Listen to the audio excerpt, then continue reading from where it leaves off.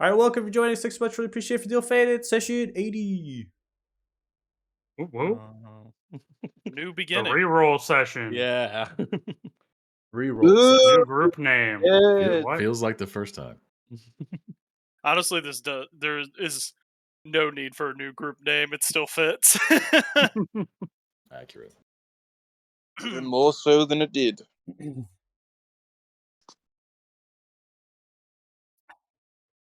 So, our last session, we, and many of us, faced a god. And I say many of us, our characters, as well as our players, faced the god. Battled challenging roles, battled difficult mechanics, and then we had a choice to be made after we had fell to this god. We had a choice to be made as far as what we wanted our characters, what story would they play out, where would they end up. So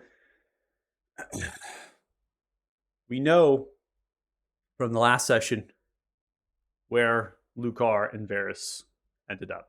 And I'm not going to recap that because I'm going to kind of go through the story in motion in a step-by-step fashion here.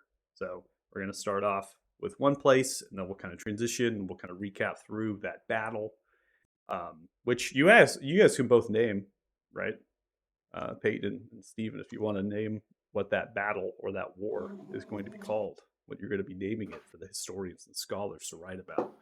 That's entirely up to the both of you. Bardic Tales telling of this fight against Orpheus's undead scourge that plagued Fatehaven. So both of you kind of, that's an opportunity to think about as well. So buckle up, hang tight. Here we go. Fucking Adam.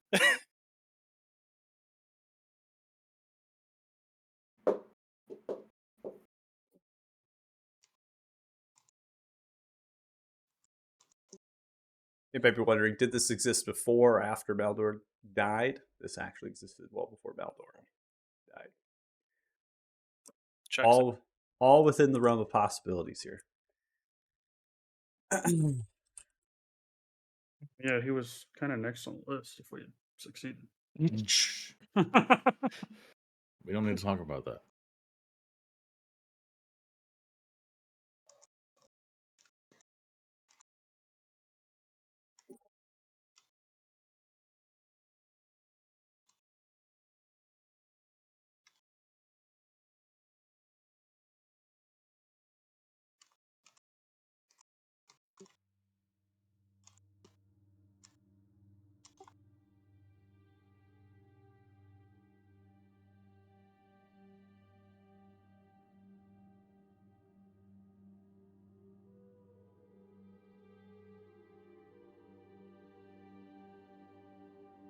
All right, so Maldor, you are in Helm's domain, brought forth because you have chosen not come back. You have given two choices, two doors. You chose the one you believed to do the world the best service.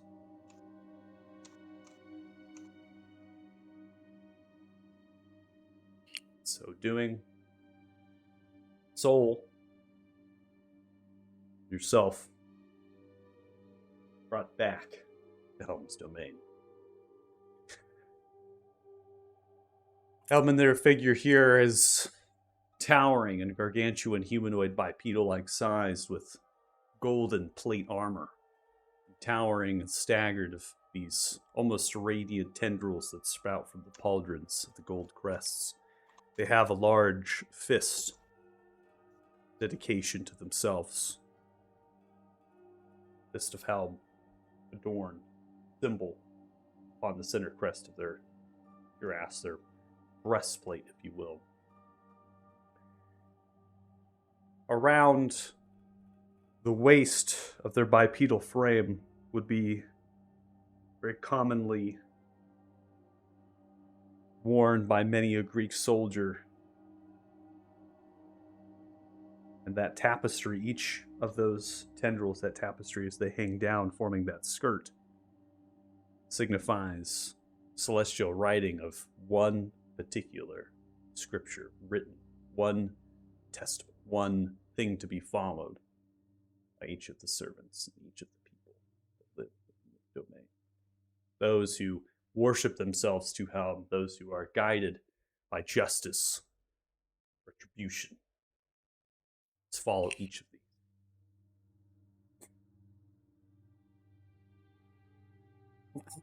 Helm does not carry a weapon. There's no scabbard. As you arise stairs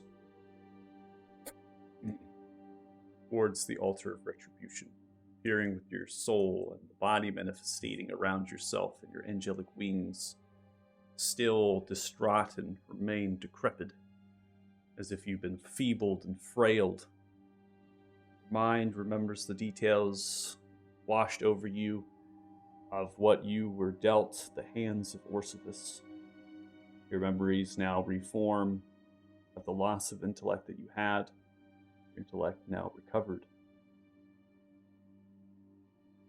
Helm opens the hands and the gauntlets embraced to the four pillars.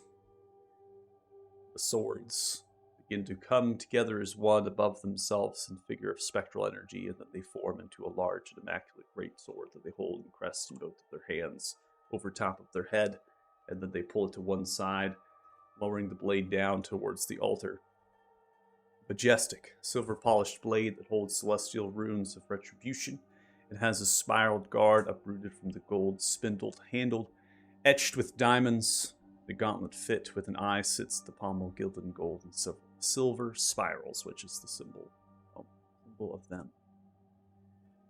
There are creatures surrounding them, planetars. These large celestials, winged creatures, are very powerful. And then there are two Fist of Helms. There is another Fist of Helm, known as Sirius. Somebody that you would have known as a leader in the same rank as you, but with a different legion. So they would be working in tandem on a different front.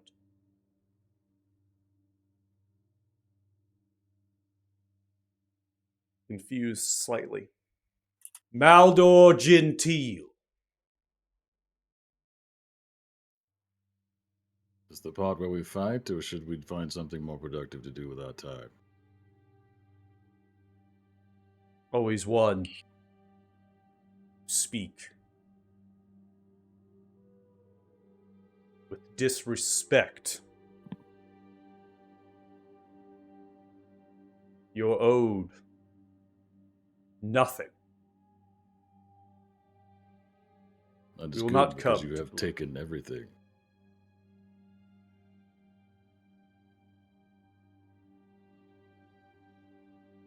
What have I taken from you? When you betrayed me, cast me out, broke me from the only purpose I'd ever known, put a death mark on the only person I ever cared about, left me to my devices as a monster to walk the material plane. And what have you learned walking amongst the mortals of the lesser plane? That the gate serves a bigger purpose than just protecting the material plane from the devourer. It should be guarded against any who would interfere with the lives of mortals. They deserve their freedom and choice.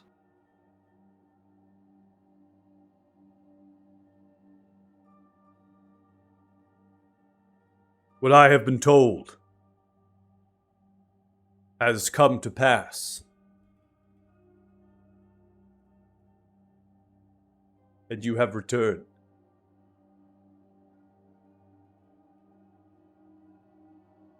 I was forced to make a bargain with the devourer to save Linnea from you, but understood that in my dying,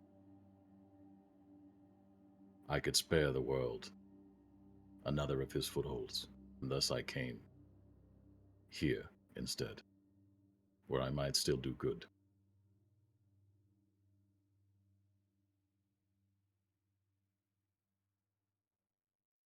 This altar will have no use then. retribution. Shall be redeemed, for I will tell you, Maldor Gentile.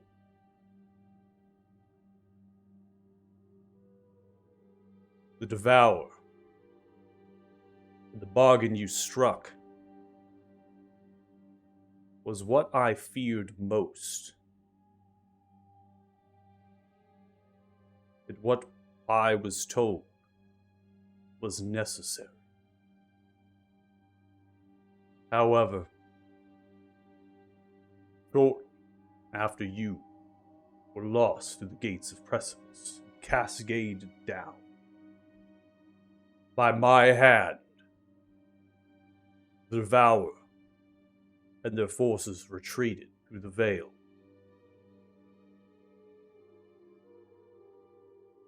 And the gates of Precipice. Ruined. Fortress around. Destroyed.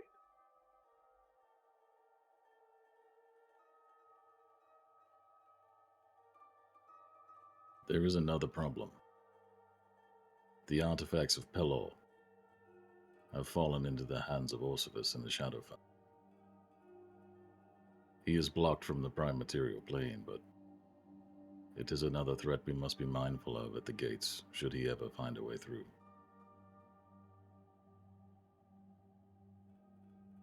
You are no threat to this domain any longer, Maldor Gentile. For what has predicted to happen has already come to pass, and the service that you have rendered, and the end of this domain has been lost. There is no fate I cannot break. And you have broken it. You have returned home anew. You will serve as the eternal watch to the gates of Precipice, the relics of the Sun God. They must be kept, not given to their child Eos. The gates of Precipice will be unlocked. Then Gruens will be bridged once more through to our heavens. As an eternal watch, you will be given full command. Fist of Hell, serve as your vanguard. Sirius and the others, they have been put to another task. Assist those in the astral sea that have been wrecked by the Devourer's scourge. Fortress is in dire need of repairs. The gates have sustained much damage. It is your duty to repair them both.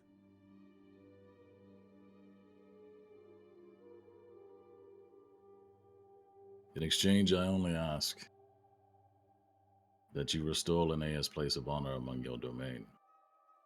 We have secured a mortal body for her for the time being, but it will expire.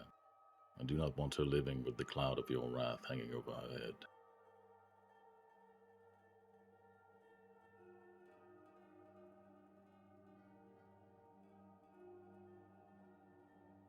Linnea and you have been intertwined, your souls bound together.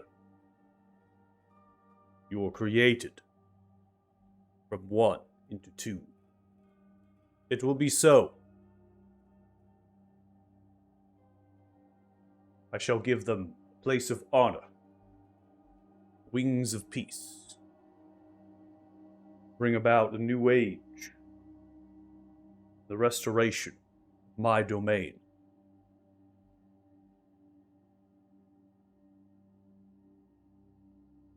Then it shall be done. I would ask that you send a messenger, since I cannot go myself, to let her know what has happened, so that she does not wait. Therius turns and looks.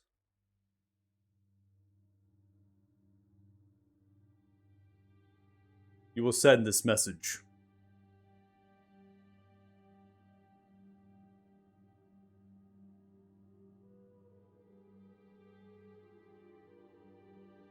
Therius flutters and flies.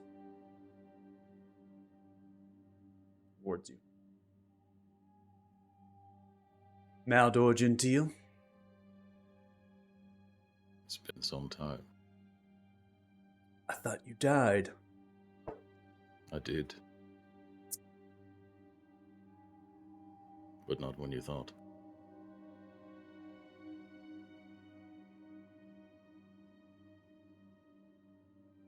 You have a message? Yeah, he will actually just quickly write out a letter and hand it to it. Is that it?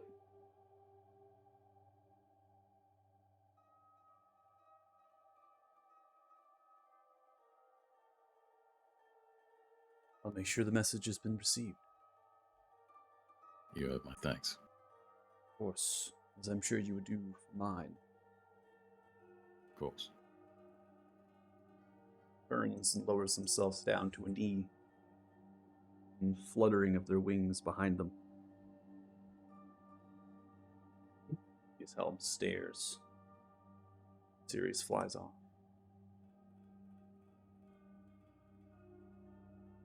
Maldor Gentile. Approach.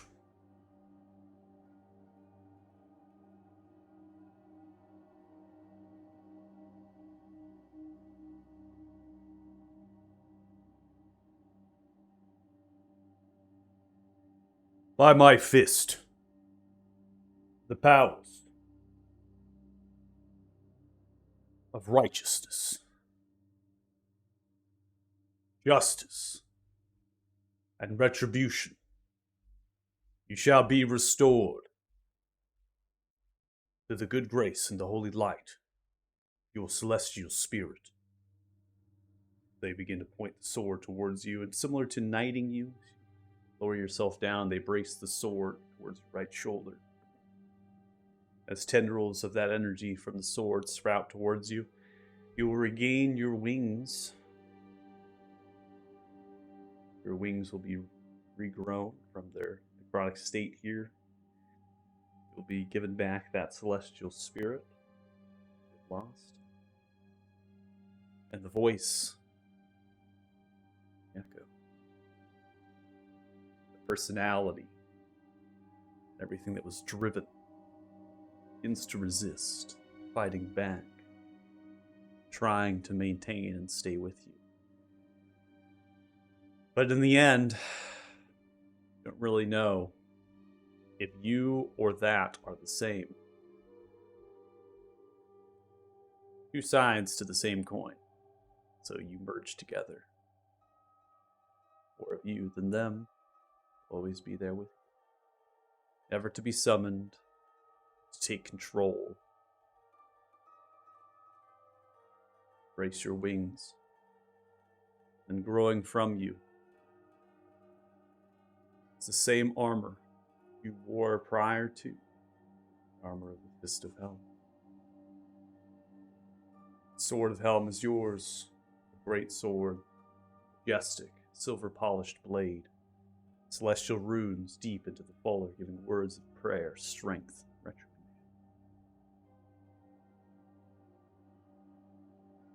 Satyr's mantle comes over, cloak, sits in silver chain link. Dedicated to you as the eternal watch, serve as endless forever. Arise, Maldor Gentile, the eternal watch, now and forever. Is they also, the Planetars and the Fist of Helm, say the same, repeating it back.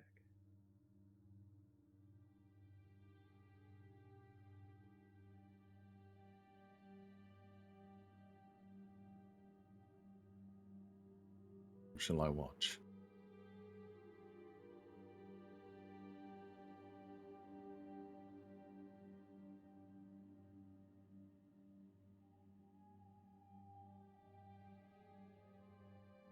See as they stare down towards you. Go now.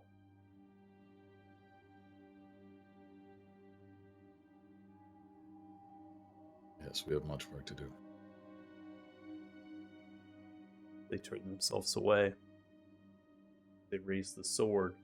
It slits into the domain, disappearing. They take a step away from you, and as they step away from you, the armor and everything that they are begin to swirl with energy. They turn radiant light, appearing into the clouds of space, away from the elephant. Two fists of Helm look towards you, coming a little bit closer. Begin to praise themselves, not praise themselves, but salute you.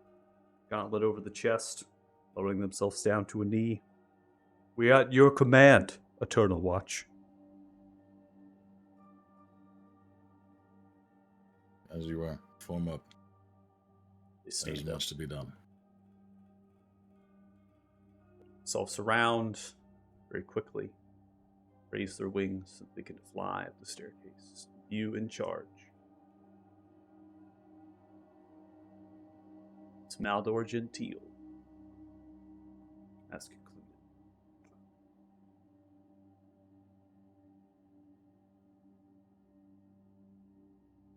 Any questions?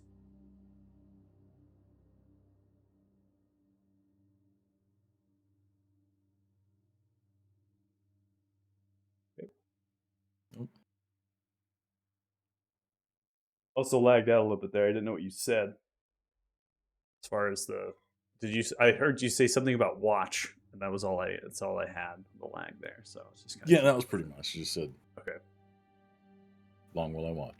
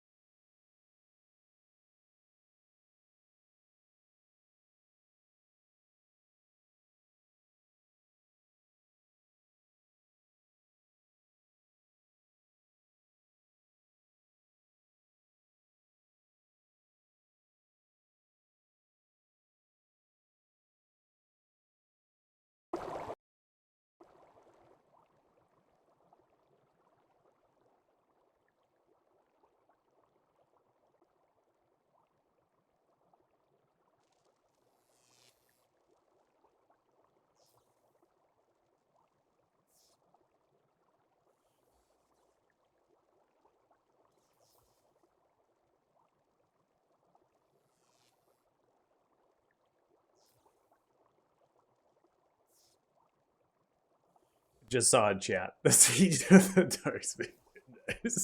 That's so good. That You is so just good. saw that? I just saw that. Yeah, I got so many tabs up. I got so many notes. Yeah, that's fucking amazing. Though. I like that. Oh, it looks like it did the aura of protection and courage automation. So we'll have to see how that plays out. Keep that up because it's automatically doing it. Oof, that could be rough. So as was stated, off the table as well as like on the table, right? Just hinting at some things as far as where this was going to be headed, what was going to be happening. Okay. So I've dragged tokens down for vision, just so you're kind of participating into the same thing with Helm's Domain, so you can have participation as far as the map and appearance and things. So I'm just going to describe very loosely in terms of what you're all seeing here. You have cloning vats. These vats are large, big, orbish, kind of sized with this very pristine glass.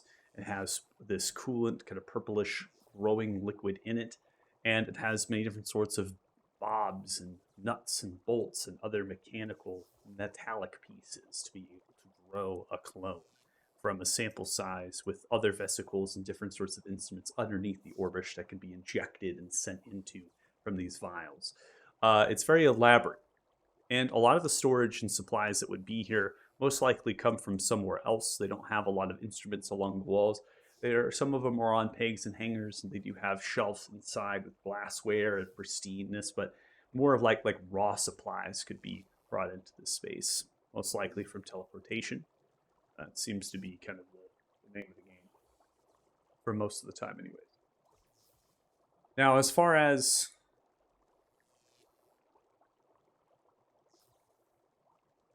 this obelisk, the obelisk is very similar to what was seen being torn out of the ground by party members on various occasions.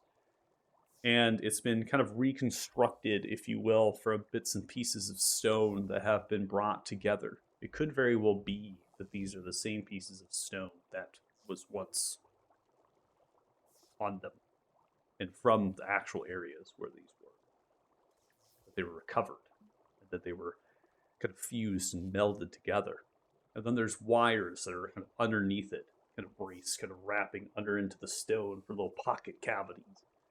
Oftentimes, they channel this blue lightning from them as they spark and cackle. There are approximately 3 clones right now inside of the vats. There is Meldor, Thanos, and Tegan.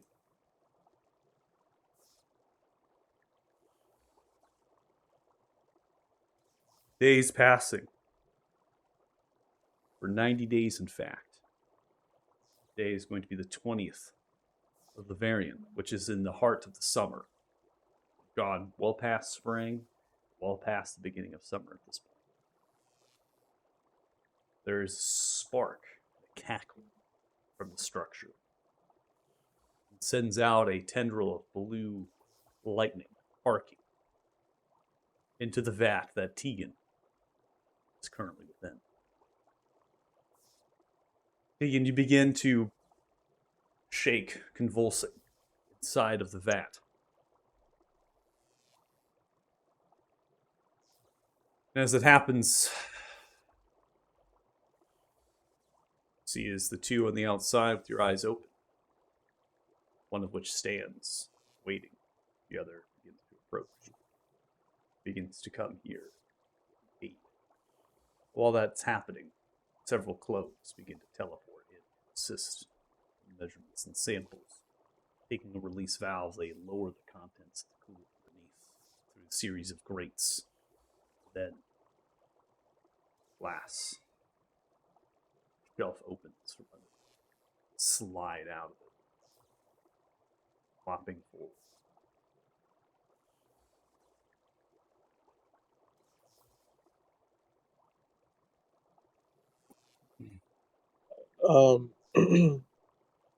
As he slides out, he's just gonna be like, oh, where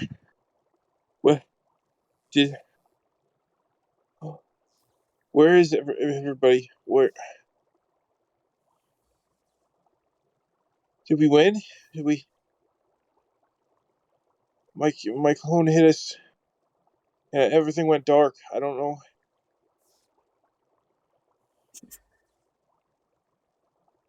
So Ruga shushes you to take a few physician instruments and begins to take a note at you, looking into your eyes, light casting from the fingertip, looking into your pupils.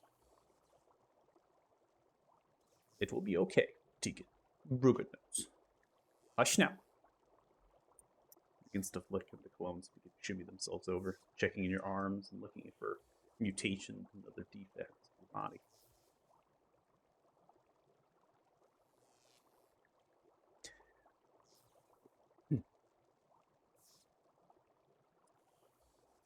Well, Ruga thinks you're in good shape. Looks like it has worked, Majel. As Majel looks. You've done well, Ruga. As all keepers of time should be. Come now. You good? How do you feel?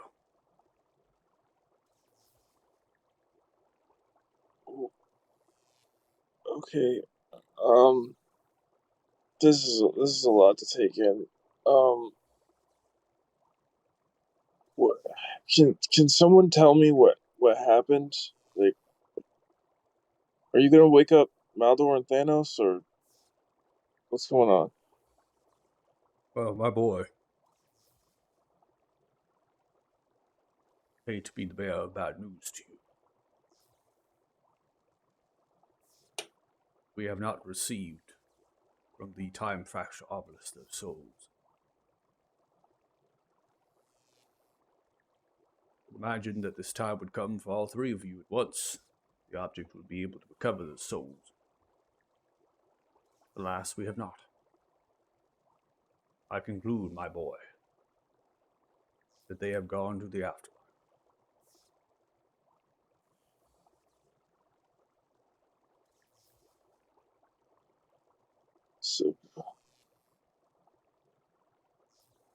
So just like that, they're gone. There's nothing. There's nothing we can do.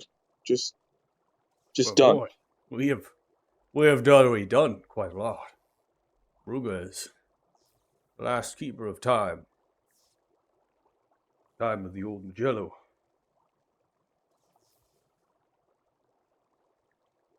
Creation was an instrument of the measure of intellect, and of my prowess. It's the fact that we were able to recover you is a miracle.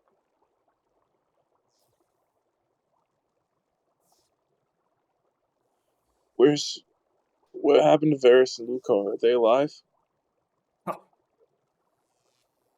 Be so is what we have seen the months after you were traversed into the Shadowfell. Months? Waged. Yes, my boy. Been, dare I say, shy of 95 days.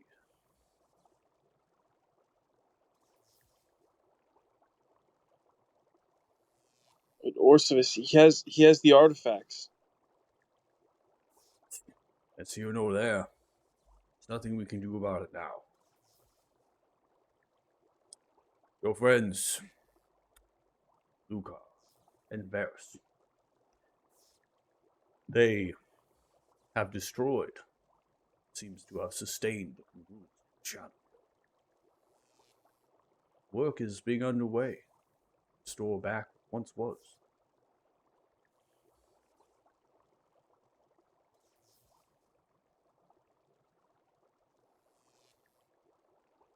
I know you are confused. That is quite all right. Also quite naked.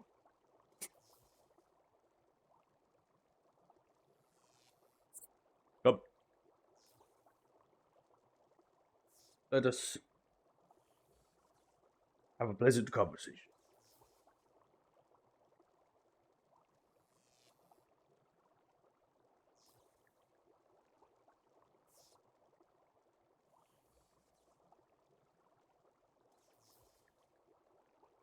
I think Tegan's just in shock.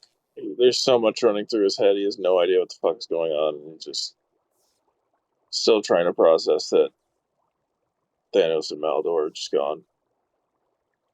I don't think there's any words coming to his head right now. I think he's just in pure shock Okay. that it's really setting in. Like, we fucked it up, and like we failed, and now two of us are gone.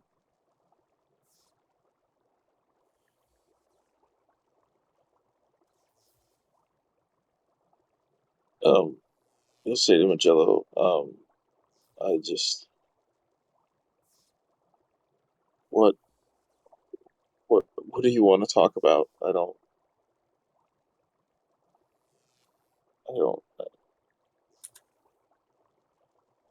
I don't even know where to go from here. Come, my boy. Throw the hand down to you.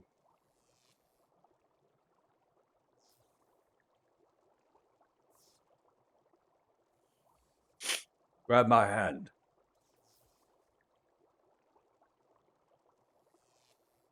I'll grab his hand and stand up.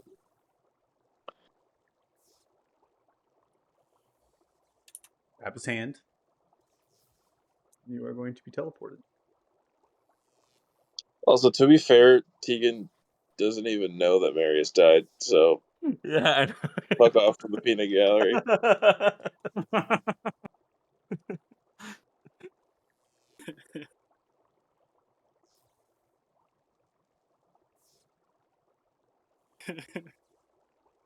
All right. I do like the peanut gallery commentary. That's pretty fucking. I'm not gonna lie. Yo, he's hanging dong, guys. He's hanging dong. At least give that man a loincloth, something. Come on now. Roll for size. Jesus Christ. All I'm right. sorry, I couldn't help it. I'm leaving. I'm taking a walk. Oh, Hey! hey, that's You pretty good. know? D4. Not a D6, a D4. I was gonna say do a D6 at least. Hey, I know that guy. Oh my god. Again. Also, Roll, is your token small? Did you shrink it? Oh, I took off the extra border around it, yeah. Okay, Figured it fit. I was a goblin. Yeah. gotcha. Okay, that's fine. Jello is going to teleport you into the Jumpy Trout. This is a local tavern, an alehouse in Faithhaven. You're also going to be clothed, not in any sort of regal attire, very commoner's clothes. In general, browns and grays. Could be an illusion. You kind of feel yourself. It does not feel like you have clothes on. It goes like right through. Ah, see as Magellan stands there. Well, look around you, boy. What do you see?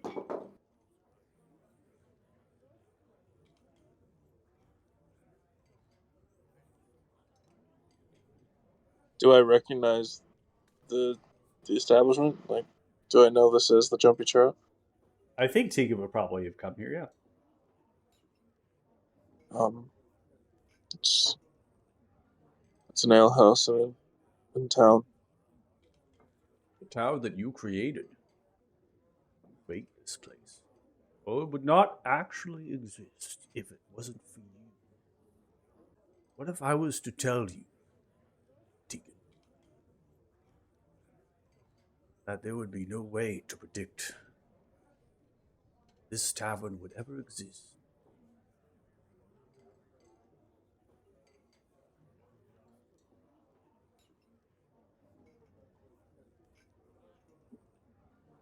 I mean, I imagine that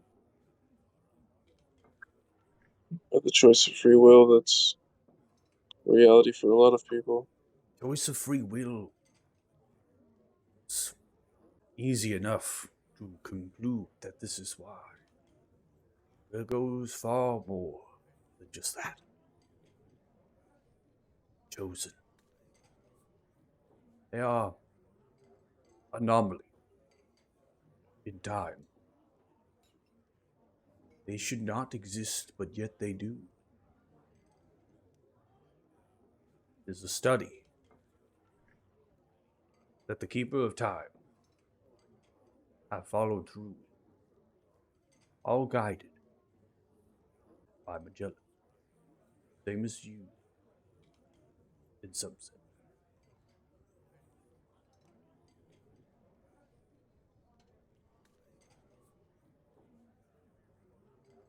Grab into their pocket a little booklet. Long ago, we met. Remember, Tegan. Of course. You remember that I could not answer all of your questions.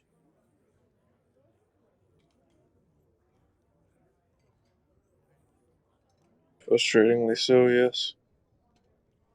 Well, I have here in my hand.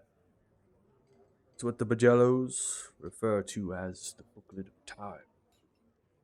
It's a collection of prophecies, divination, far exceed any known knowledge realm or other realm. It all pertains to you.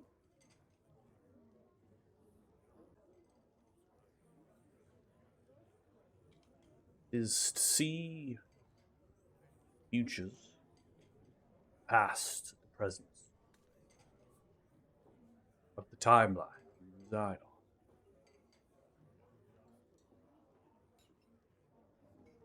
Has been known that if too much is given, will come to pass, may not happen. Because you make that happen. The influence upon you change and shape destiny. So,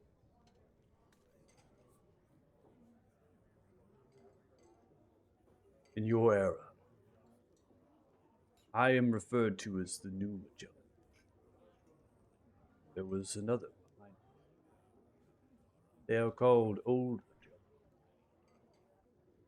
Simple term, simple purpose. I am old, frail. I have lived a long life for a human. The Old Magellan lived for thousands of years. They did this because they took a deal. It's necessary. Same that you did. Their seed was Talos. Tree that Saladar Enclave. Prayed. Worship.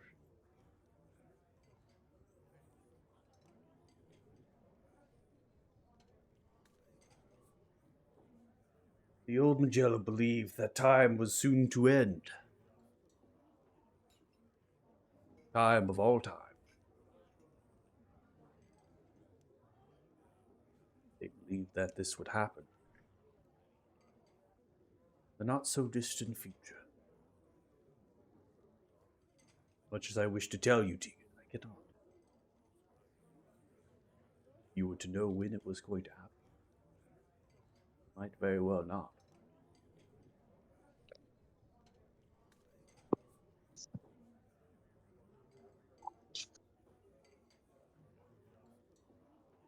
Might be questioning, how did the old become the new? A trail of breadcrumbs were left for me. Tender age, I began to uncover thee. And I was driven by an urge deep within myself. I did uncover magic. Discovered the booklet of time. In its notes, they mentioned me.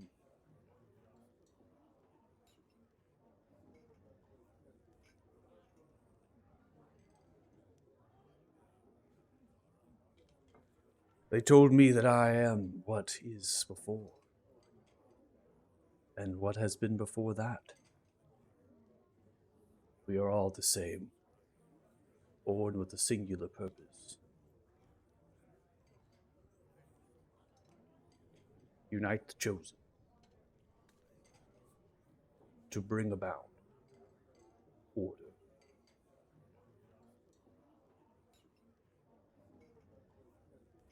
Damodar.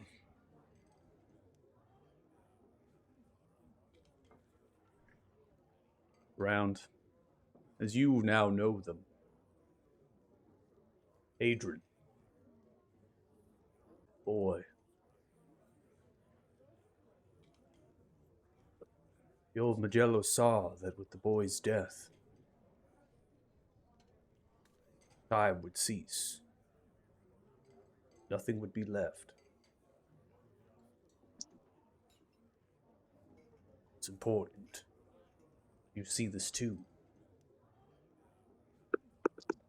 The old Magello left something for you to uncover to see this.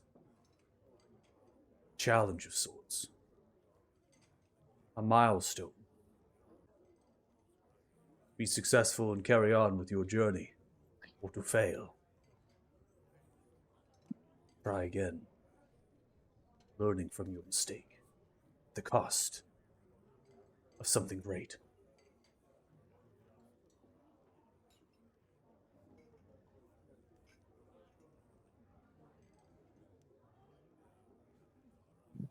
And I'll tell you why my boy is of great importance.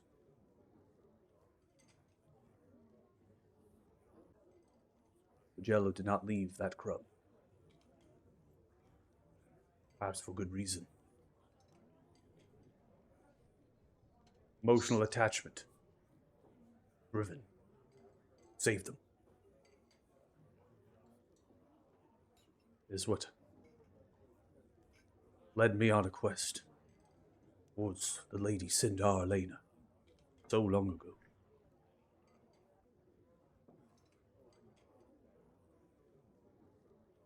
This is why I left. Never raised the boy.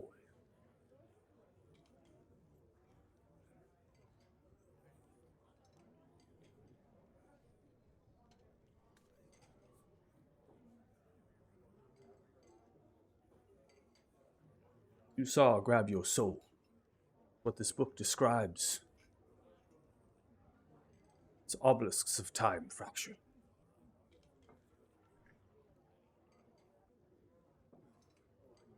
These stone structures in this book have existed since the time fracture began. They are responsible for tethering your soul, not your mortal soul. Fractal, deity of order and time. Together, you and the obelisks steady the stream of time. Maintain it. Upon your death, Fractal is reclaimed, and another is born with it.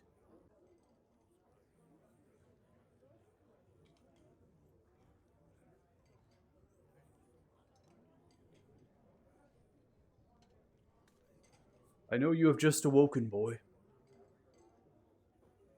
You most likely are very confused beyond measure now. It is your task. Walk out that door.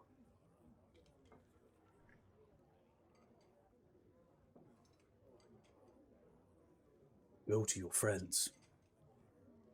Tell them what I have told you.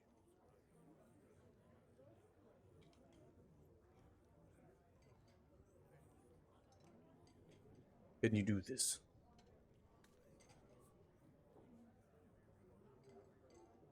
Yes.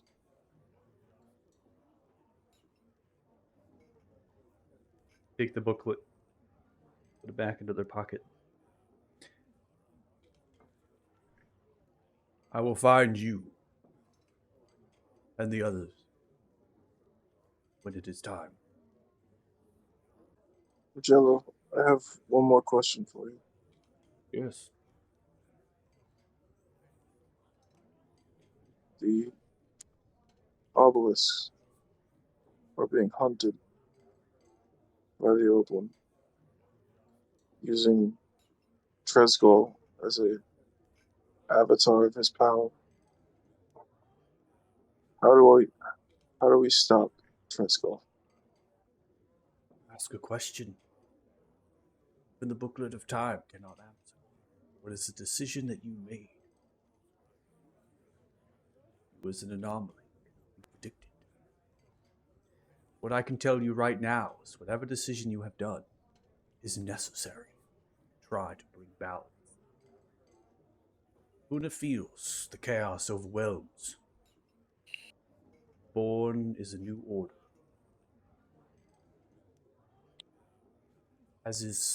Was this tavern. Born from the chaos of the Martian. Destruction of this small village. Learning something new. I'm sure it will find its reason to you soon. Do not falter. Stay the course.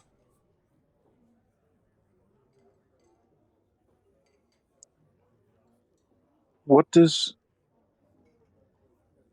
We've heard rumors of a Magello traveling with the king. Where does he fit in all of this? You had mentioned multiple Magellos, one of old, you, and another. Where does he fit into this story? A wise question. Talthar King and the Prince, they are not chosen. It has been seen that the Prince will arise as anew, lead the land into an age that comes in the wake, with or without reference of time. With time, it will arise. Without it, they are gone, just like everything. They have seen much, for their forebears behind them, and under my guidance, Prince will arise, challenge all rules before them, blossom freedom of magic. Something this continent has not had. Freedom. Order. Peace.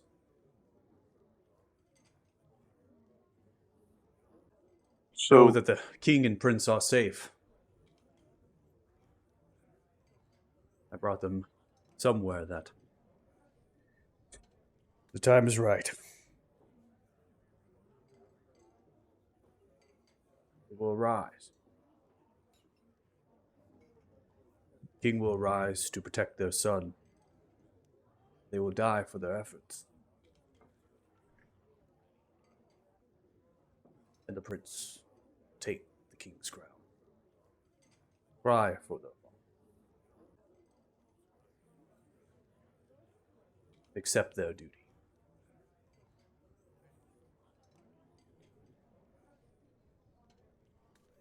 so you and the Magello that was known as the King Magistrate are two, or one and the same.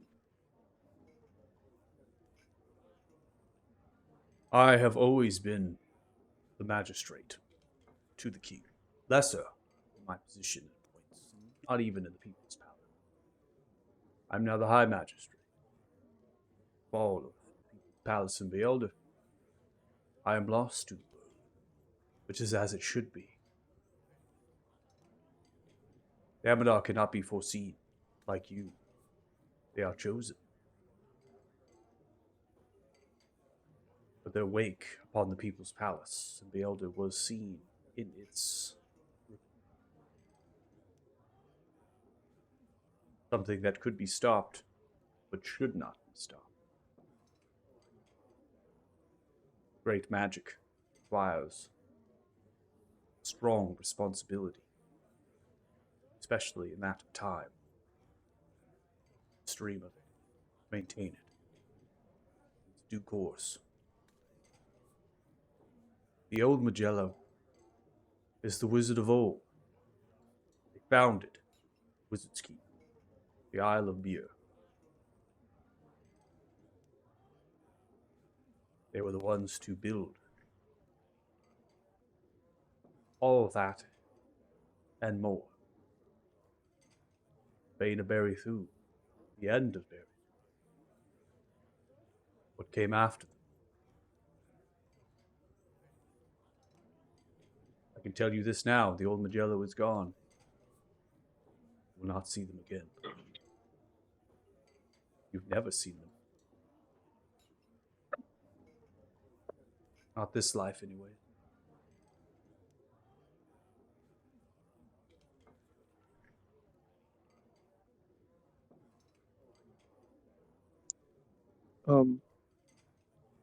Another question. I know that you can't share things about the future, but in terms of things of the past, the wizards of old, if we were to find one still alive, would they be able to assist us in our fight against Amadar? Are they to be trusted, or was it more of an uneasy alliance between all of them? What is and becomes of someone when they have fulfilled their very purpose?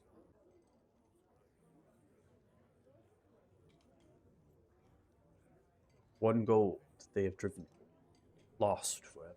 After that, they are changed beyond measure. The good or the bad. Like you, the wizards of old were chosen. Cannot be seen. Not tell you they are good or bad. Nor would I, even if I could. It's not for me to judge.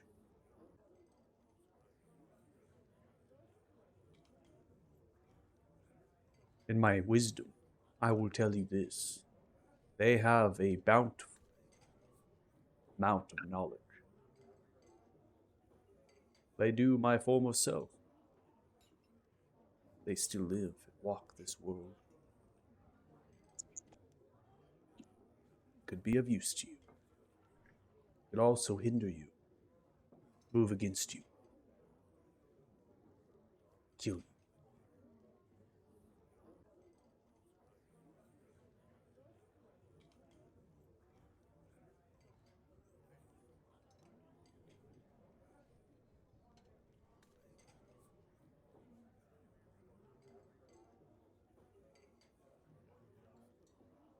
You understand, my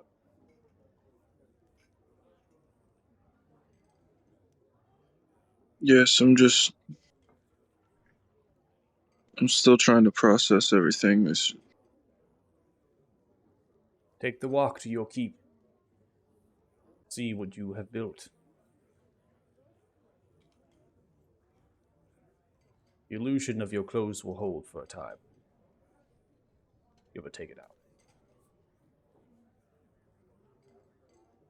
Goodbye, Tegan.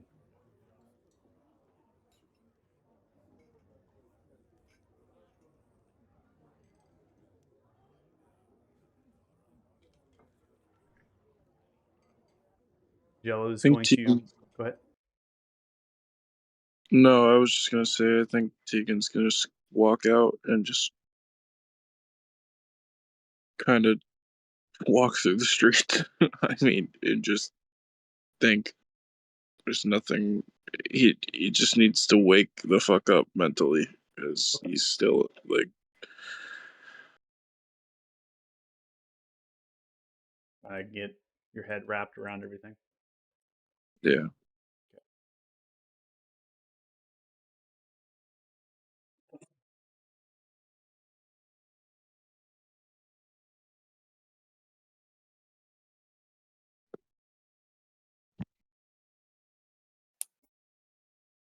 All right.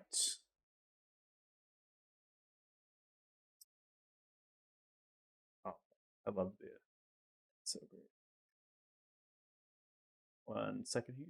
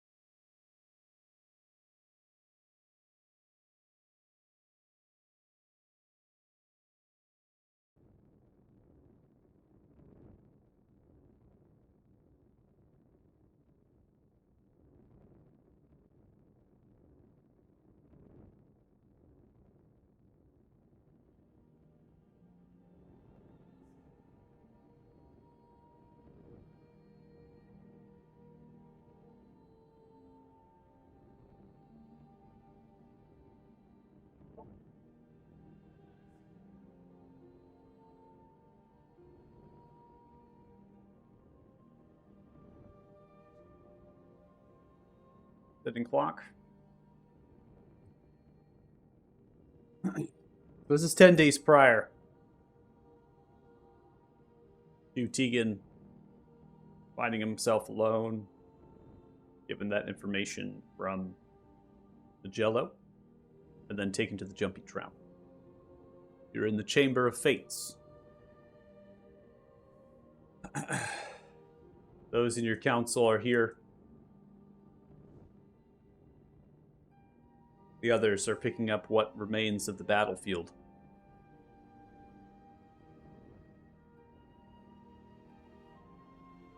They are tending to the war, the battle. Come up with a name. Yeah, I had come up with the name The War Between Shadow and Fate. War between Shadow and Fate. What a that's a fantastic name.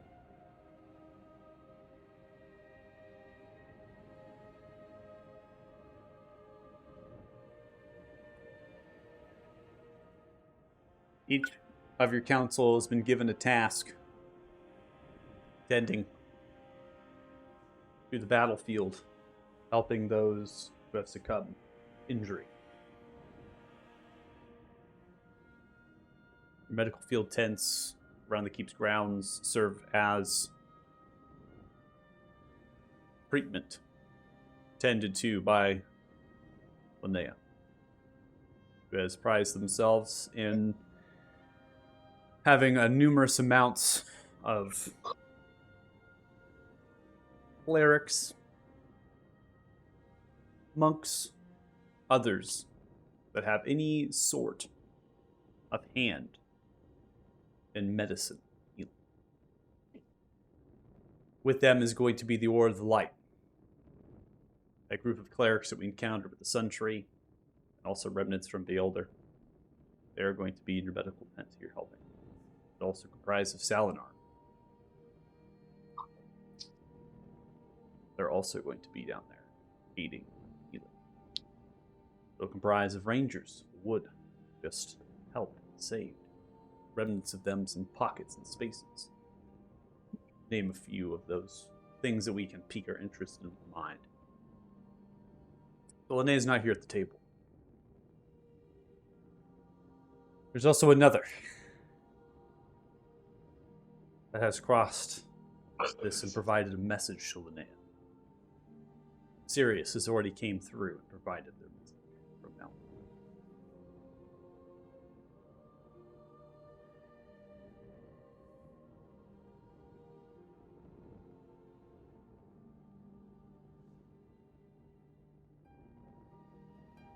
Adam, I'm going to leave it up to you if you want to read that message.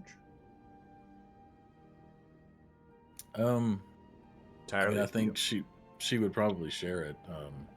I would let Sirik read it. I don't personally want to read it. Oh, okay. Gotcha.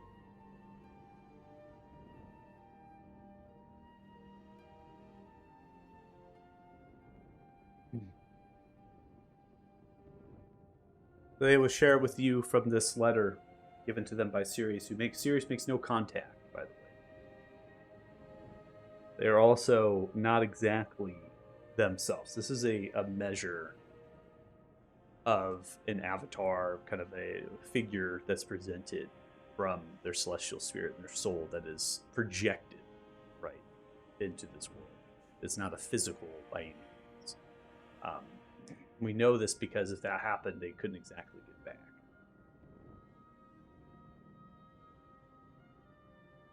I'm going to do a Baldor voice, but I won't do that. Dearest Linnea, my heart is glad to hear that you have found your way to safety. I'm proud that you helped to complete my last wish. It sealed the congruence once and for all. What came next would have been devastating to the material plane and those within. My heart also breaks that I cannot return to you. I could not knowingly return and give the Devourer another foothold in that realm. And I will be more useful here, guarding the Gate of Precipice against all threats, as it was always meant to be. In return for my eternal vigilance, Helm has guaranteed that you will have a place of honor once again among his realm. When it is your time to return, but do not rush.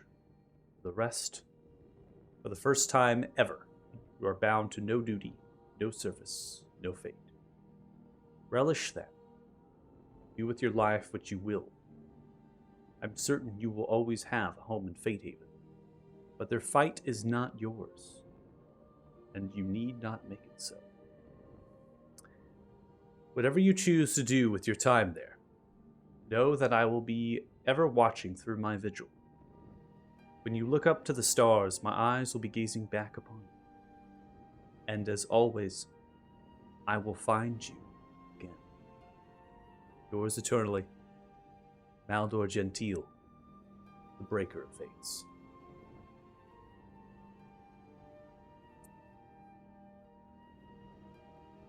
After this message was received, Linnea did not join you at the table any longer, for Linnea now has full evidence. What has come pass is not something that they ever wanted to happen. But Maldor would be back in the grasp. Helm. But alas, there is hope on the horizon. Maybe things can change. And they spend the celestial spirit in their mortal body to provide healing and help to all those that are here in the wake. The god that killed their love.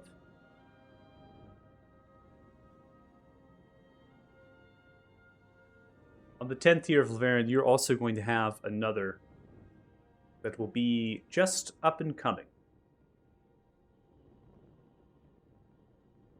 They're known to you, Admiral Lucar, and Archmage Varus. Those are the two titles that have been given by the mages of Govia and by the Golden Hand. It will give you those two titles. That's what they're going to call you in times of battle and war. Of course, you can wear those titles if you really want to. Don't have to. That's just what they're going to call you. Council here is still going to call you lords. They will address you by title during wartime, but if last the war has passed. The new up-and-coming character in this group who is not brought to the table is they're not a member of the council, but they are someone who will be brought in charge matters of the chosen. They are known to you, Lucar and Varus, as Radek. They're a far traveler of sorts, and they have shared with you a story, a piece of information. Not all of the details quite yet, not in this day. All they have told you in open court, seeking an audience, as you do very rarely now with the war, but more often now with the war ending. As you almost end a chapter of your quest against Damodar, against fate, you've nestled into your roles, to your thrones, into your leadership, your duty here at Fatehaven. This has become all-encompassing, every part of it. They have told you a story in very brief detail. Not enough to gain any sort of real friendship. They have told you that they have met Maldor. They have spoken with Maldor. They have told you that their title, the Eternal Watch, defend the gates. And that alone has piqued your curiosity. You gave them a room. Keep them close. If they're an enemy or an ally, you want them by your side to make sure which way it's going to go. But you both have not had the time to be able to hear Radek completely, nor has Radek had the time to be able to tell you this. Because Radek has immediately given themselves over to fight the undead. Pushed and swayed by the story of this marsh that was once harmonious wood They have also used their druidic power to begin to heal the land as the war has come to an end. So Radek, right now, you are going to be in the marshes of Veiling, tending to it, healing it. You're brought here at the table.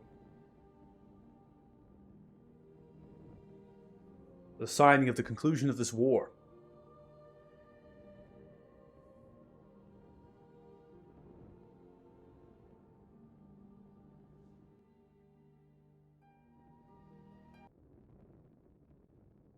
Alvin Tumbarat will speak first. He's gonna go missing one day. Done a Bullshit. good job, honestly. My lords. Oh, all right. We done it. Raise a hand. Here, here. These they all raise. There's like hands. nods. Head. They have little weights in front of them. Kind of putting it on, just a symbolic gesture. One more weight onto the scale. Begins to weigh at the side of all of you. Alice Wyland will stand. Lords and members of the council, Lady Cinder Arlena has honored their agreement whether we did send the knights, the forces that we would render for the treaty between Fatehaven and Melandar. They have delivered the Beskar regardless. Last caravan that sent shipment, dare I say a week ago, told a grim story. The Scourge, at the base of the plateau, broken through the lines of the Goros Ambo. The Talthar ran. Their lines run through. They've taken whatever shelter they can in Melandar. Their walls are defensible, towering high upon the plateau. Lady Cinder Arlena has asked all of you, upon the war's conclusion, for a quick response.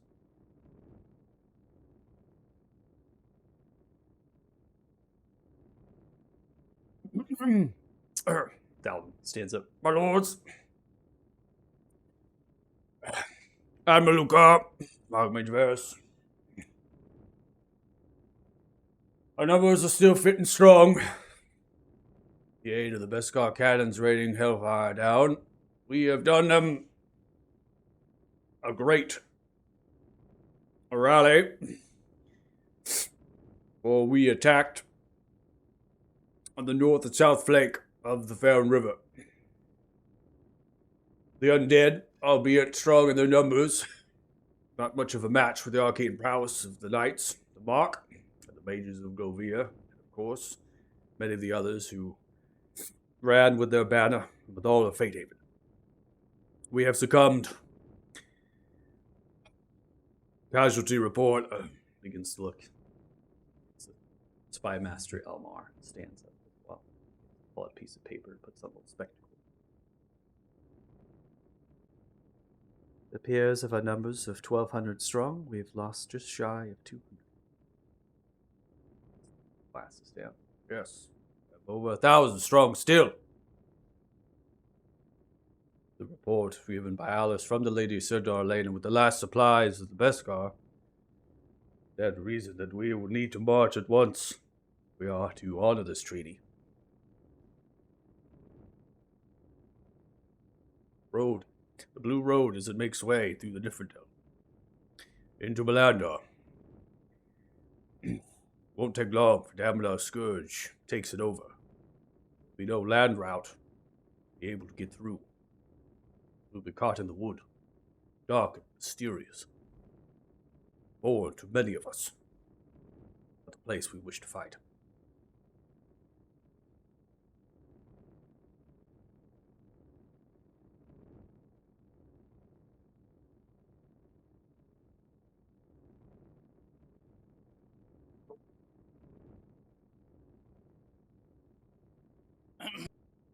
So just out of character, he's saying that if we don't send help immediately, they're going to get caught off guard in the woods. Yeah, so we'll talk about strategy out of character. Try to do this role play wise as best I can. But yeah, it can get confusing with like military tactics, I suppose. But first off, you had about 1,200. That's how much you had after teleportations and boats actually arriving across the sea. So you actually had a really high number of soldiers at your disposal. That counts all the mages, that counts all the knights, that counts all the Clan Gilgal deserters, right? Counts all of what you had here. You've only lost a percentage of it. 200 is actually a pretty strong number if you only have 1,200 soldiers. So it's not something to just say, oh my gosh, all those lives, that's not that big of a deal. It's actually quite a lot, but it could have been worse, considering the undead were in countless of number. But as they had said, because you had the control of the river on this side, and the undead didn't really have anywhere to go in their attack except for facing your lines and your cannons, you were able to make work of them, in aid with the Golden Hand bombardment from the ship, being able to splinter and send destruction.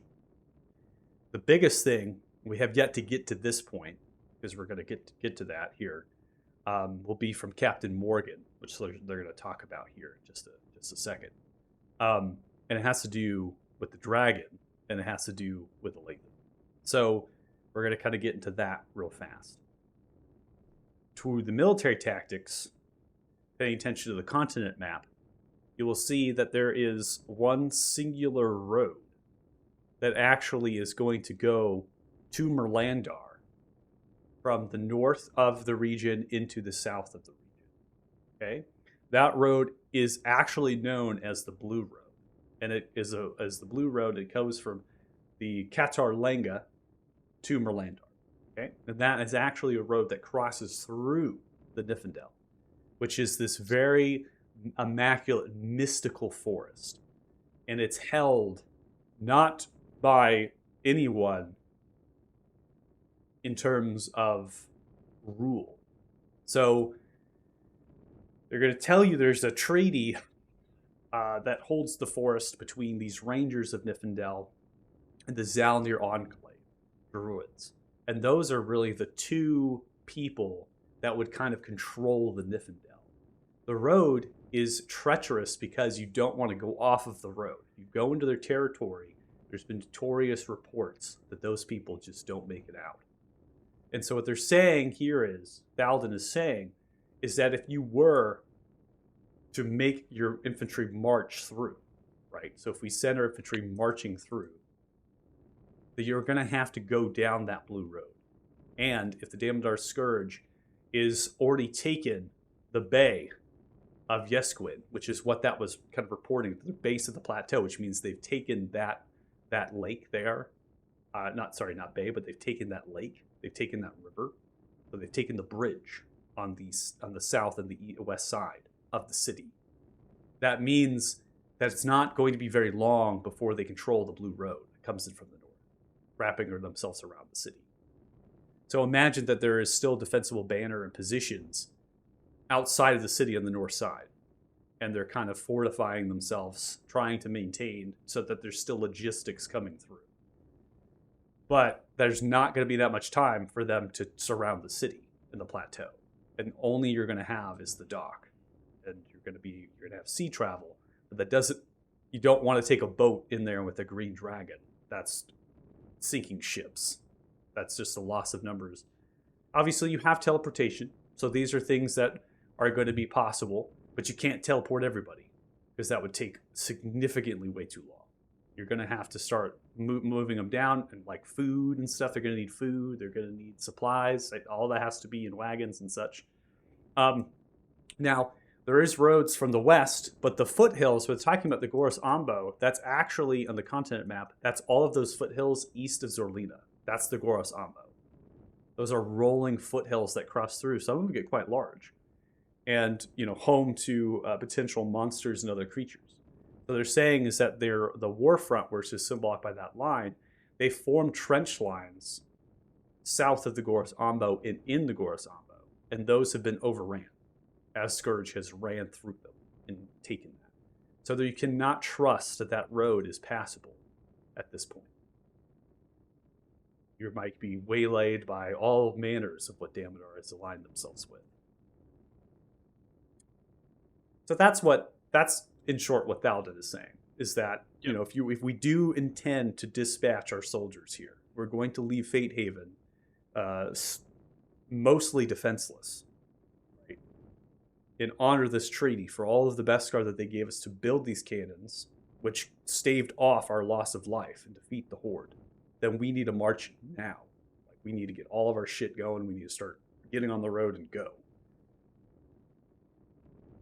But they can't do that without the two executive and the council at this point giving them the say-so, because they've been holding it off until the war was ended today. Kind of look at Lucar, make sure that he doesn't have any suggestions.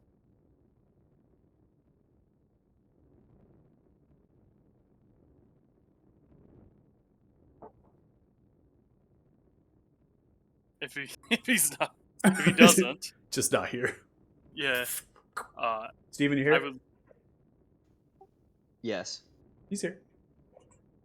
I just said Varys would look at you and just make sure you don't have any anything to add before Varys kind of makes a decision. Yeah, I'll just ask, didn't you, last time Lady Sindar was here, didn't you have a discussion about teleportation circles, and like she said she would make sure they were prepared, or expecting us to come to their aid? She was expecting us to come. I would probably reach out to her again, make sure that she's ready. We'll send a vanguard through teleportation to kind of help with the immediate, but then have our soldiers march right away. As if they didn't send the Beskar and hold up their end of the deal, Fate Haven might not be here.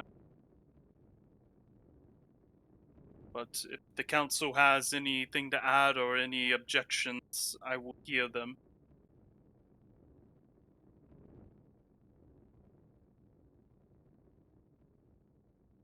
We look around at each other. Captain Morgan stands up. It is not an objection, my lords. It is a simple observation from my crew, and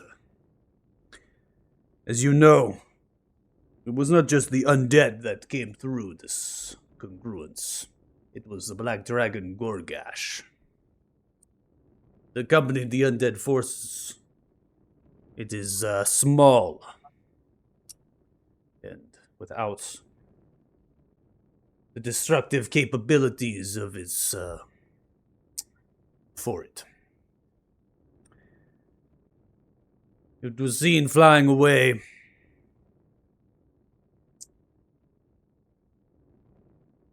My crew is not necessarily dragon hunters, but we could do this for a price.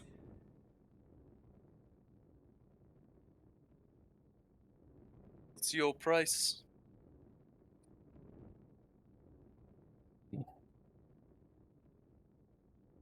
The price of the Golden Hand is simple. We've already agreed and have free station at your dock. I would like to see the city that was attacked by this dragon, who's now come to some freedoms. Also, privilege for the Golden Hand to be there. There's still some things from their council and the governance of the Tauthar's navy that still lies in the base that took most of the beating of this dragon. They might be swayed to allow the Golden Hand and other sorts of fair, independent, sovereign sort to be able to dock, exchange our goods. As much as Fate Haven is nice, it is difficult to traverse the river, especially with the larger sized ships the Golden Hand has in their fleet.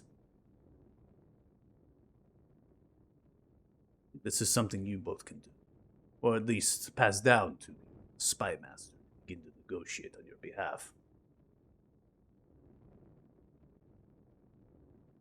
And in exchange, you would haunt the Black Dragon for us. Aye.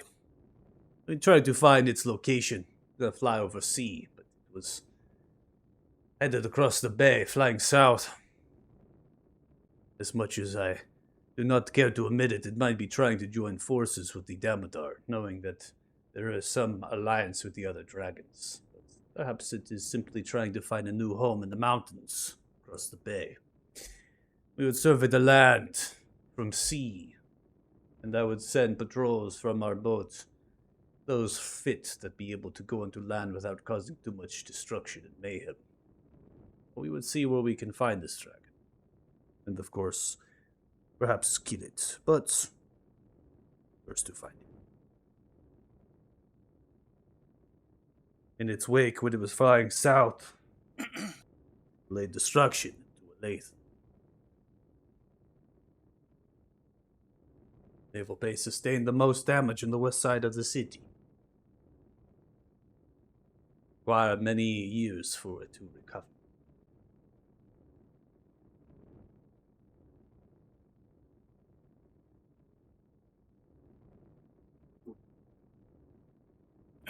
Captain Morgan, done so much for us. We're a massive part of this war that, honestly, almost anything you'd ask of me, I'd give you. This is easy enough to be done. I am not modest. I just fired off a few of our cannons in the direction of a tower.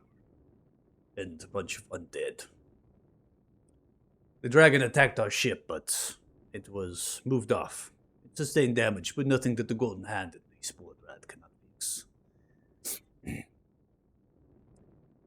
The Golden Hand is a people that believe in freedoms, without governance. Even though we form some sort of council here, it feels as though this is a safe place for the Golden Hand. And they have blossomed in the streets of this lawlessness.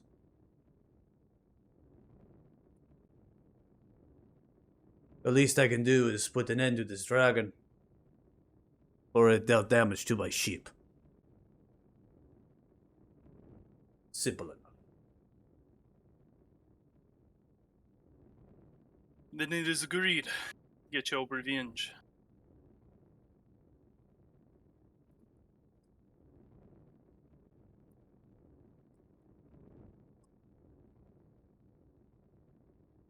Wonderful. Very wonderful. That city owes us a great deal. We saved it from not one, not two, but 3 enemies. Keep the count. Keep those numbers tallied. How many bottles of rum we'll drink when everything is finished? There is not enough rum on this continent. Aye. I, for once, agree.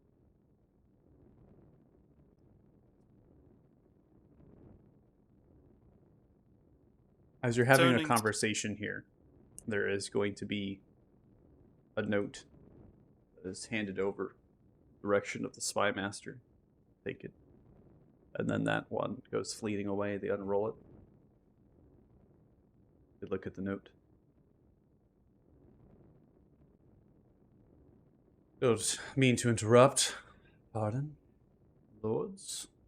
Hand the note over, sliding across the table to you there. You unroll it. Simply states that Tug and 2 others has entered the city. I'll pass it over to Car. Seems that your best friend has finally arrived into Fate Haven. Fantastic. What do we need for him? Rotten goat's milk? Yeah, I'm sure we can accommodate our guest accordingly. So, back to the matter of Landar. I will get in touch with the Lady Sindar Lane, get details for her teleportation circle if there is one. We shall send a vanguard. In the meantime, we shall start the march down, have our armies join theirs, while me and Lucar go in search of the gold dragon.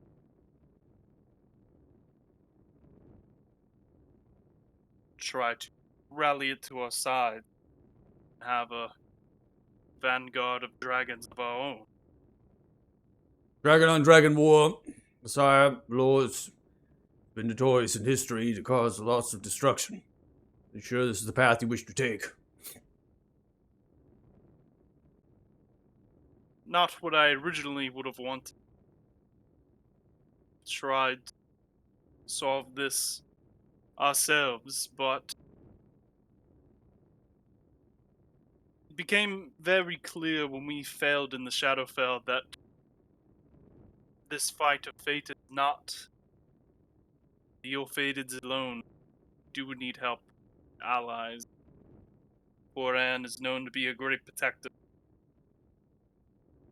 Aye, it's been foretold. You can save the dragon. You know that if they are to meet the Horan and the Erathud in battle, whatever is underneath them and around them for miles will be met with right destruction. They'd find clear if they fight. Best to advise this gold dragon.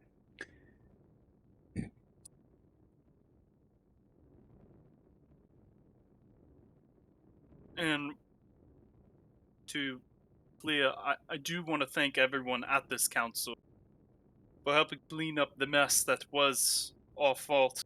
Not succeeding in the Shadowfell put a lot of strain and burden on all of. For that, I would like to apologize. Alvin looks. Well, thank you so. Thank you. Everyone else is just kind of like looking through. Alvin, you do me a favor. Right. We are going to christen our town square Fallen Hero Square. We are going to build statues, ill-fated members that were lost, and also have a big plaque for the soldiers that were lost in the war. Can you get with some builders and start construction on that? Okay, my lord. I will. I'll find them. And I'll make some nice statues. What about the one, what was the name? Marius? That one too? Good question. He was never officially part of the ill-fated, but Who? Maybe a We've already nice figured this out. maybe a nice bench. Maybe, Yeah. Fuck. maybe Payne and I, not. Payne and I talked about this. He gets a bench. We did. Yeah. A nice Maybe not bench covered in in the yeah. park. gold. I said he That gets a bench, and Payne was like, "Yeah, we're gonna make him a nice bench." That's a wonderful suggestion. It'll be something that distinguishes him while, Showing how also utterly fucking useless he is. Think about how Also- interesting of a statue you could make of him. You know, his warlock half fighting against his monk half. it'll be a bench of two different It colors. would be artistic as fuck. He could have had the coolest looking. A one. bench. Actually, no, Maldor should have. I'll make the it happen. coolest of I think we can contract out with that for construction. Make something nice. I'll get right on it. And the statue of Maldor must be accompanied by a permanent daylight spell. Hard to do, but I'm sure the Order of Light can make something happen. They did for the Sun Tree. eternal flame, but eternal daylight. Yeah, don't stress about it. You know, I just want this to be respectful. But if you can do something that honors the fallen, I'd really appreciate it. Oh, I Yes, certainly can. and- And I'll make sure to connect with the other Tubble Rots. They know Thanos the best. Yes, and the eyes of the Thanos statue must be enchanted that they always stare at any tumble rot within. Now within 60 that feet. is a requirement. They must do that. All right, I'll make sure of it. All right, well, I'll get right on this. Anything else for the meeting, my lord? Seemed to be a lack of a description of the Tegan statue. The Tegan statue will have a nice big set of bongos and what looks like an energy blast coming from. Is Solid. bongos a euphemism for Yeah, something? and- Are we- and- are we and changing he- Tegan's gender? Big old bongos. The big old He will be leaning over in front of Tartugan, who's rearing very majestically. And there's a dryer. Then there's a No. All right. you should- broke him. That last- You broke him. They last should build one- that one first. It seems less complicated than the others. Build the Maldor one first. That is the least complicated one, and we will go from there. They build the Tegan Are one. I'll you make sure sure they that should he build I've shows done them all up. at once. I'm sure everyone's going to get it right on this. I'll make sure of it. You see this Alvin begins to run away. Thanos wants oh, definitely Al- gonna Hold go on, first hold on, into ready? the tunnel Hold room.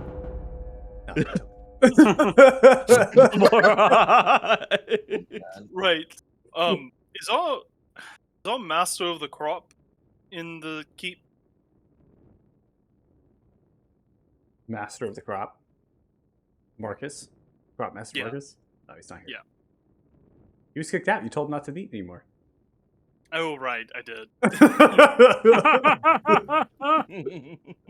Oh my god. Would one of you make sure to get him a message about supplying our armies with necessary food and supplies that they need for the march? See as Alice stands up. I'll get right on that. I was gonna get the drivers with the caravans getting ready for the march. I'll go speak to the crop master. You walk And away. is the druid that we met still in the marshes? Yes, my lord. Roddick the Restless is what they titled him. Stoic as always. Kind of a bastard sometimes. But, it's, they're still in the marshes. Soon to be the Wood of Red is what they're telling. They've tasked themselves with trying to recover. Currently at the heart and ruins of Thixion. One of you could send a messenger to him and have him return to Fate Haven. Sorry, not a lot of sleep, obviously. And have him meet with us. That would be very appreciated as well. Of course, I will dispatch a messenger as soon as this meeting is over. And I think with that, there's no one else that has anything else to add with this meeting. See as they step up. It's been a pleasure. My master walks away. I need someone to find Bruga. I've not. We have found an it. airship to discuss. Wait, Mhm, what? on the table. What do you want to do? It's not enough that I fly, my ship must fly too! I haven't seen Bruga since the war started. Maybe she had enough of our shit. She's. But probably share up the to her plans with tricks. me and maybe I can help you.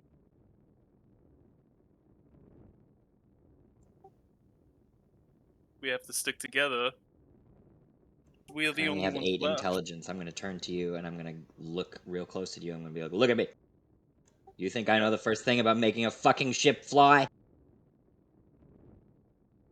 Oh, so you have no plans. You just want to do this at some... I have dreams. Right. Lucar's I- lost his mind. I have an idea. I will cast Detect Thoughts, and I want to see the image of what Lucar is thinking with his airship idea. Are you resisting Lucar from the deep probe? Nah. What are you thinking about your airship idea then?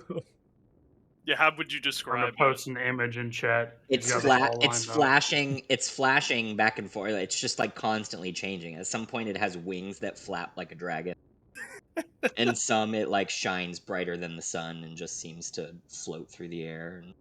It's just Zelda, where it's a piece of like plank with some balloons on it. That's it. Flat board. I will say, I will stop the spell. Say, all right, when we have some free time, I will try to make your ship fly. On my honor, I will try to make your ship. Very well. Well, let's go Let's go meet your friend Tug and his new companions. I wonder what's going on with that while we wait for what's his name?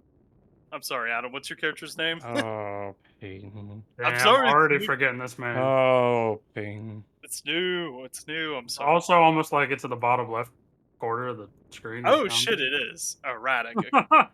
While we wait for the druid Radek, we will meet with those new companions. Is Did it take Tug 3 months to get here from? So storyline, Let's we're be gonna take a break here. So basically, Radek has been with you for some time. It's a handful, probably at the realm actually of like a month and a half, even like 2 months of time. It wasn't shortly after the war broke out that they were appeared into or now again information they given to you. They haven't given you the whole story because they're taking the task at hand to get you in a better place to then begin to talk with you about those things. It was really just the reference of Baldor and seeing them at the gates of Precipice. Those two things right there immediately clued into your minds and said, you know what, this person is either an ally or an enemy. Regardless of that, let's see what they can do and give them a home here, keep them close, and see what happens. Very much so. They haven't done anything for the past time here that made you believe that they're an enemy. They actually show great power in combat, a powerful warrior, and they also have druidic powers to be able to help and transfer the Martian Unveiling back to the Wood of Red, which is something that you all kind of intended as a thought after the war had concluded. As far as the two friends that I've mentioned, really just a note here from Tug, right? So they've been keeping an eye, not for Tug actually, they've been keeping an eye of anybody that would come from Ukar stuff. That's what the Spy Master and a lot of your guard right now are looking for, is anything that would catch their eye as being representative as a motion by Ukar to try to sabotage your city. So they actually saw Tug, probably went down and talked to Tug, then somebody ran a message up to the keep to say that Tug, and then Tug and two others that have entered into the city. And so then you're kind of thinking, are those two others maybe something to do with Ukar? We got some problem, right? So now Spy Master is keeping a watchful eye as they make their way down the street, and Tug is headed in the direction of the keep to gain entry.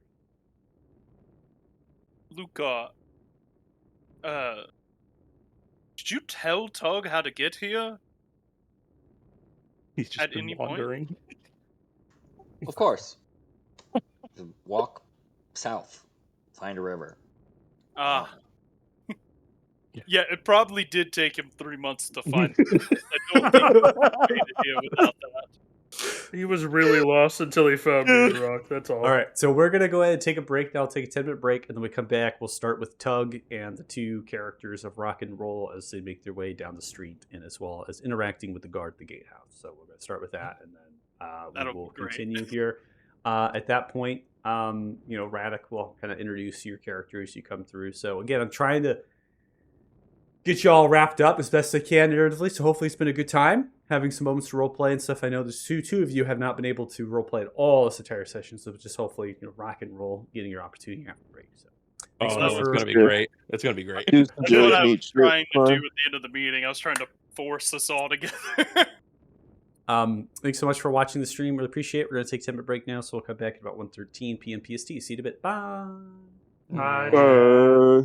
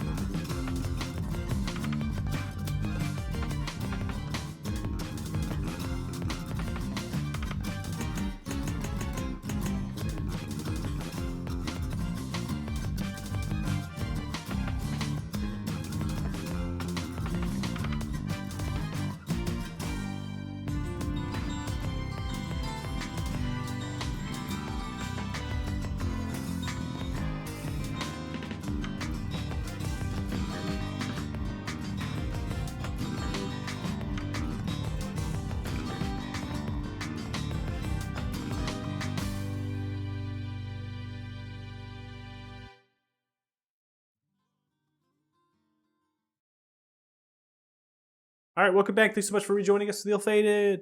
Yeah. We're so back, kind of. We're, Kind of. we're always here. The show must go on. Hold on, I gotta say this. Did anybody watch the Conan O'Brien Hot Ones? No. No. Okay, No, but I'm if you haven't seen it, you have to watch it after we play because it is the craziest shit I've ever seen. It's super fucking funny. And what's going on? Like every time I say that now, this mental image is just haunted over me. Sorry, I had to start there. Okay. This genre is perfect for that, man. I know it's fantastic. I really highly recommend it. Okay, so we're gonna start the scene here. We're back. We're not back. We're still in Fate Haven, right? Where we're kind of progressing with the story here. We are the 10th of Laverian here, and Laverian and the Tug, right? So we're starting off with Tug and Rock and Roll here. Oh, rest in peace. That was the last scene actor. Let's put that one away. No, Marius. Yeah, rest Or in no. peace. That park bitch is coming around. So heartbroken. I know. You have such a nice bench. It's gonna be a double bench. So you approach It's the a gate double wide. of Fate Haven. This is an open city. It's a sanctuary city technically, so you're freely able to pass through the gatehouse here. And simply enough, one of the guards is going to approach Tug because Tug is a large size ogre and is wearing attire and things. This guard comes through with a symbol of Fate Haven across their surcoat. They are a dwarf. They begin to look in the direction of Tug. Mind stating your business, there, fella. See, as Tug looks down. Oh. Friends and I coming to see more friends. Who are your friends? Well, Varys, Maldor, Egan, Lucar, Dados. You see, kind of ramble on about all of their friends.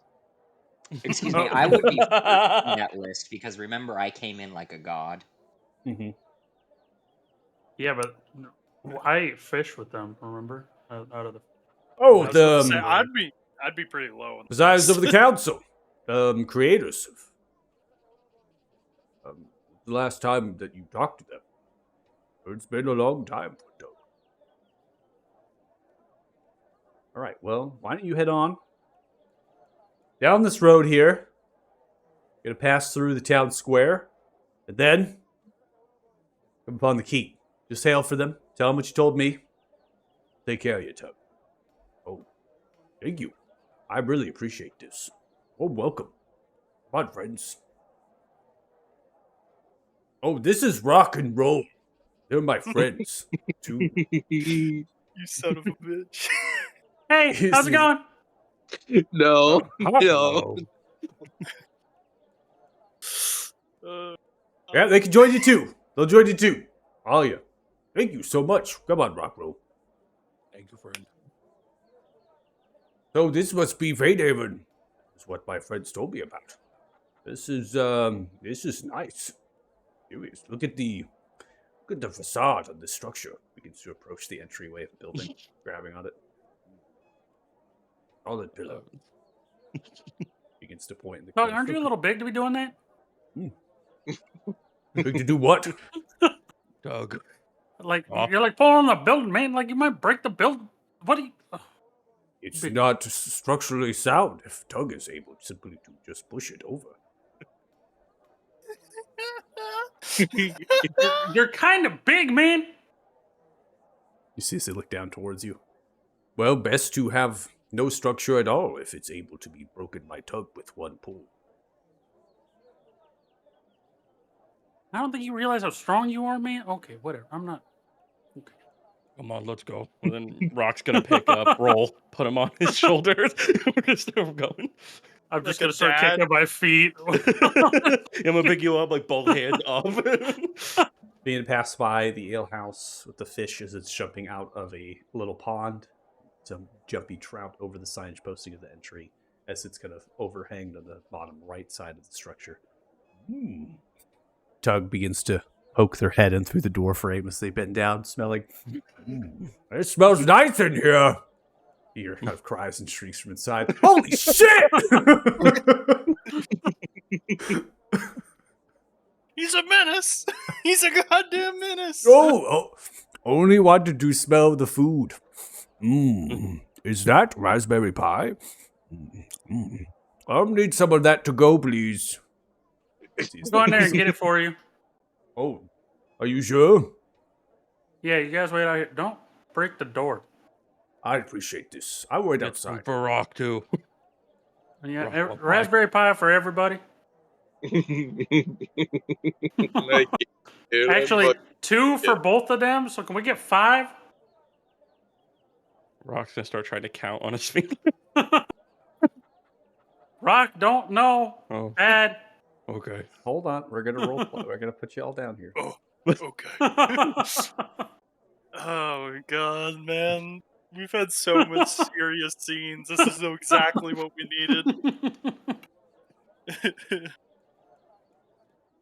Oh no.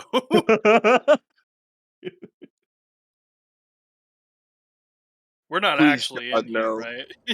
No, you're just Okay. you're hanging out for vision purposes. Yeah.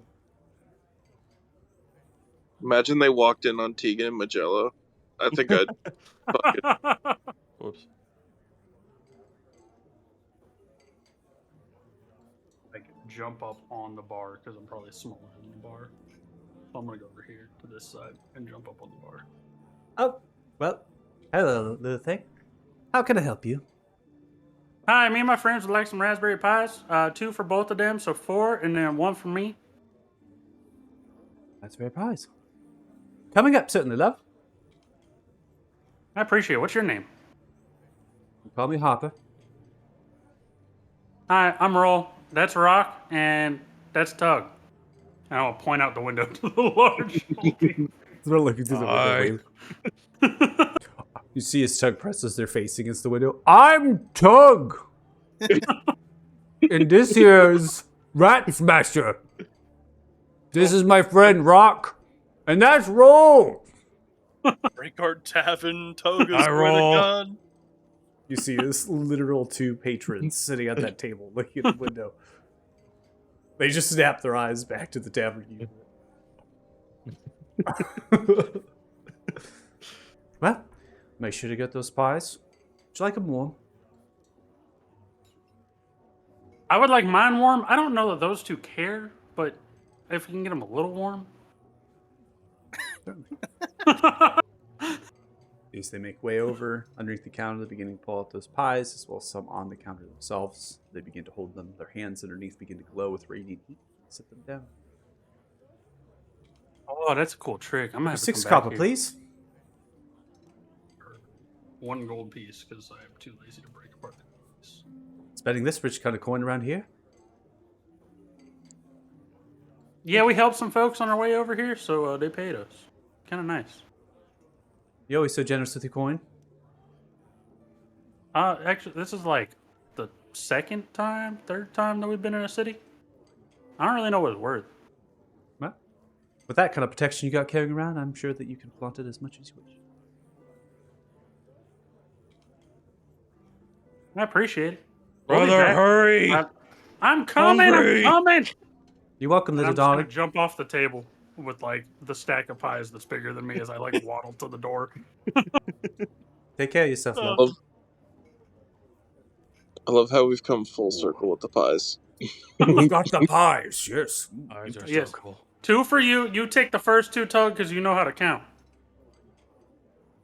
I think. Maybe? No. Never mind. I'm going to split them up. I'm going to put them in piles. You're the only one that knows how to count. Oh my god. I love it. Thank you. You take this one. Yes. You take this one. Oh, this is delicious. Yeah, she got like magic hands. Keeper of Kind pies! of cool. Your pies are delicious. Dog approve. Just gonna like quickly scratch that into the door right here. It's just that Tug approves. Oh, good. It's like a seal of approval. You've Oh, been go- here for like 10 minutes and you're vandalizing already. Hey, look, I'm doing it so nobody can see me. It's fine. Well, come now. We have friends to meet. It's More a pies. yellow- Roll review. It was actually a tug review. I just Oh. Tug review, TM, circle. Heading back into the town, you're welcomed to window shopping galore, as every single stop seems to be a stop for Tug, and begins to motion themselves over now to a tailor. Tug's naked. You make clothes for Ogre for Tug. Maybe. You see it's the tailor inside. Oh. Well. Will you measure me? Tug needs measurement. Tug, you don't need clothes. None of us wear clothes. Putting Come on on. several stools as they begin to try to measure their giant belly and frame as multiple of these tailors come out to help. Come! You see as you now tell them to move, they kind of pick themselves up, walking. The tailors still dragging themselves. Ah! Ah! Sorry, friends need me. Tug must go. Shift themselves out. Jesus Christ. What happened to that armor Thanos made him? Probably traded it for coin somewhere along the way. Or I food. didn't Food. think we ever finished that. No, I made him armor. I don't think I made the other one's armor yet. Yeah, you made him armor out of our horse armor. Yeah.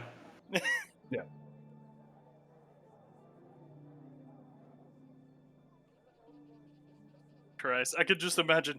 So Varys, so Luca, there's two people running amok in the city. So a messenger is going to approach you, noting that there is going to be 3 figures that want entry into the keep's grounds. They have been held off, awaiting both of you and your approval, your Varys and Lucar. I would imagine that is Tug and his friends. Yes, they're welcome to Okay. Are you going Have to meet them? Are you going to meet them in the grounds, or are you going to meet them? I will meet them in the grounds, keep them out of the keep. Gotcha. So you're brought through the courtyard. You can see the medical tents pitched every which way inside. You see as Tug looks around. Must have been great battle here. Many people injured.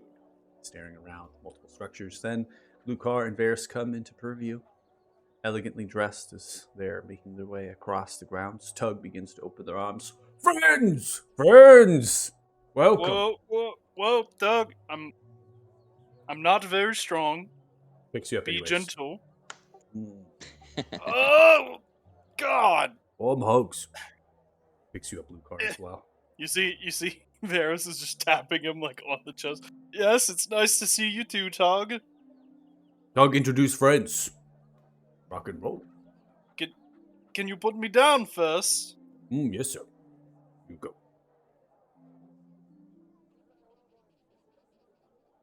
This rock, Yo- this roll, they're Tug's friends. They're your friends. Without saying anything, the first thing I'm going to do is offer each of them my pipe. Oh shit, dude. Yeah. Yeah. That puts you at a 4 I'm intelligence. more Half- intelligent. Halfling green, bountiful supply. Tug will partake. He's just fuck, dude. Rock is just drooling. It's Don't okay. I feel like sit on green. his head and I can drive him by like pulling his So- hair. It's fine. Which one is which? Which one of you is Rock and which one of you is Roll? I think I can guess. Rock. I was gonna say, isn't it kind of obvious? Like the one that built like a giant rock. Rock. See, where I was raised, we don't judge people by the looks, but it is good to know that I was right in my guess. You look So this one must be the wizard, huh? Yes, I am a wizard. Yeah, that makes sense. Oh. Have you met many Have you met many wizards? lizard. No, Lizard. but Tug could use lizard tail. Nice cook. All of a sudden sees lizard folk. Oh, Lizard. Maybe you shouldn't talk Ye- about eating lizard folk. We don't eat lizard here. Doug won't eat lizard folk. We can go find a giant lizard though. They're pretty good, I think. Everything tastes like chicken. Mm, chicken. Rock's gonna eat the pie. What brings you here? I guess I'll talk to Roll, as Rock seems very infatuated with his green. Mm, Yeah, we wanted to come help people. Tug said you guys help people. You missed a great battle. Yes, the war is over. we did it! Only one of them. Only one. The battle is over. That's unfortunate. Doug heard from the grapevine that there was a great battle happening here, and friends were involved. Doug got slightly lost on the way. Yes, it comes to my attention that Lucar didn't give you very clear directions. There's a river to follow. Doug followed River. River ended at Great Sea.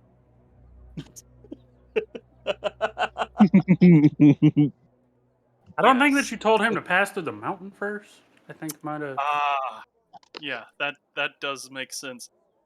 Well, welcome to Fate Haven.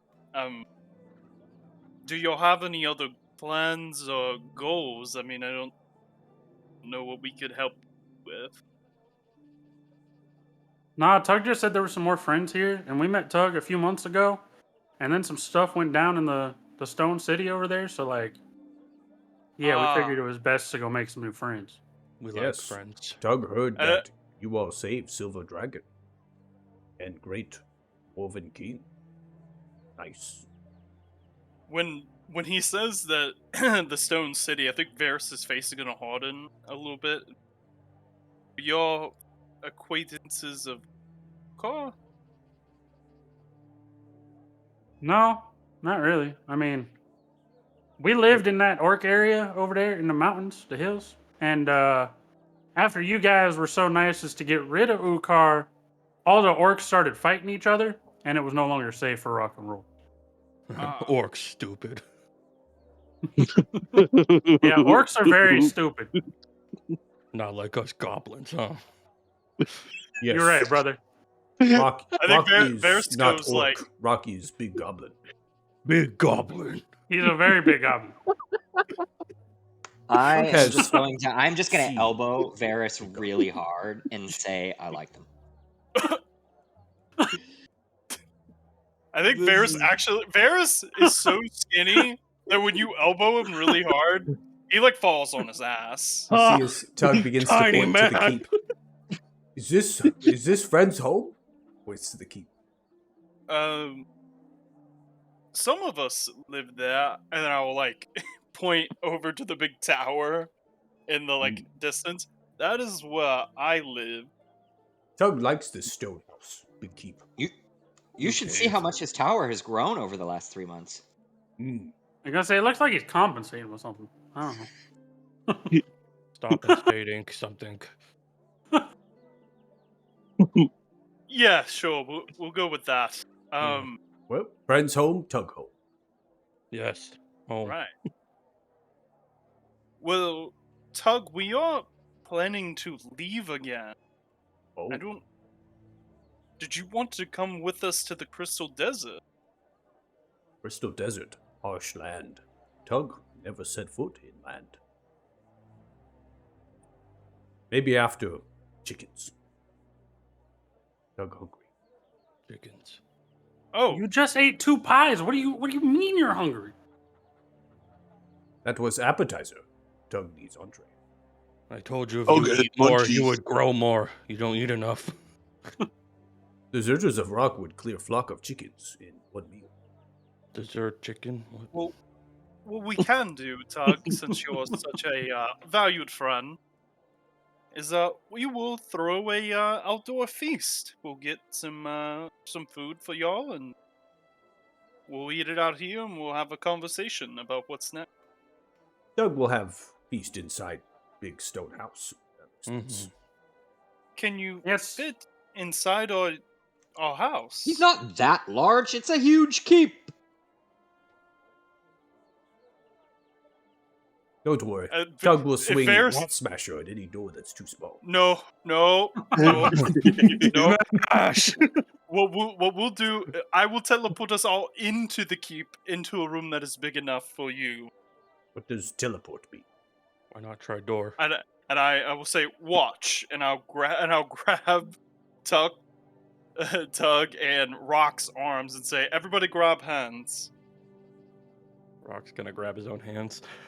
I'm just gonna be sitting on top of Rock. the whole Tug time, grabs the like- top of both of of Rock's hands, just like with the hands like this. Yeah, actually, yes, that'll work. Everybody put them in. And then I will teleport us into the dining room.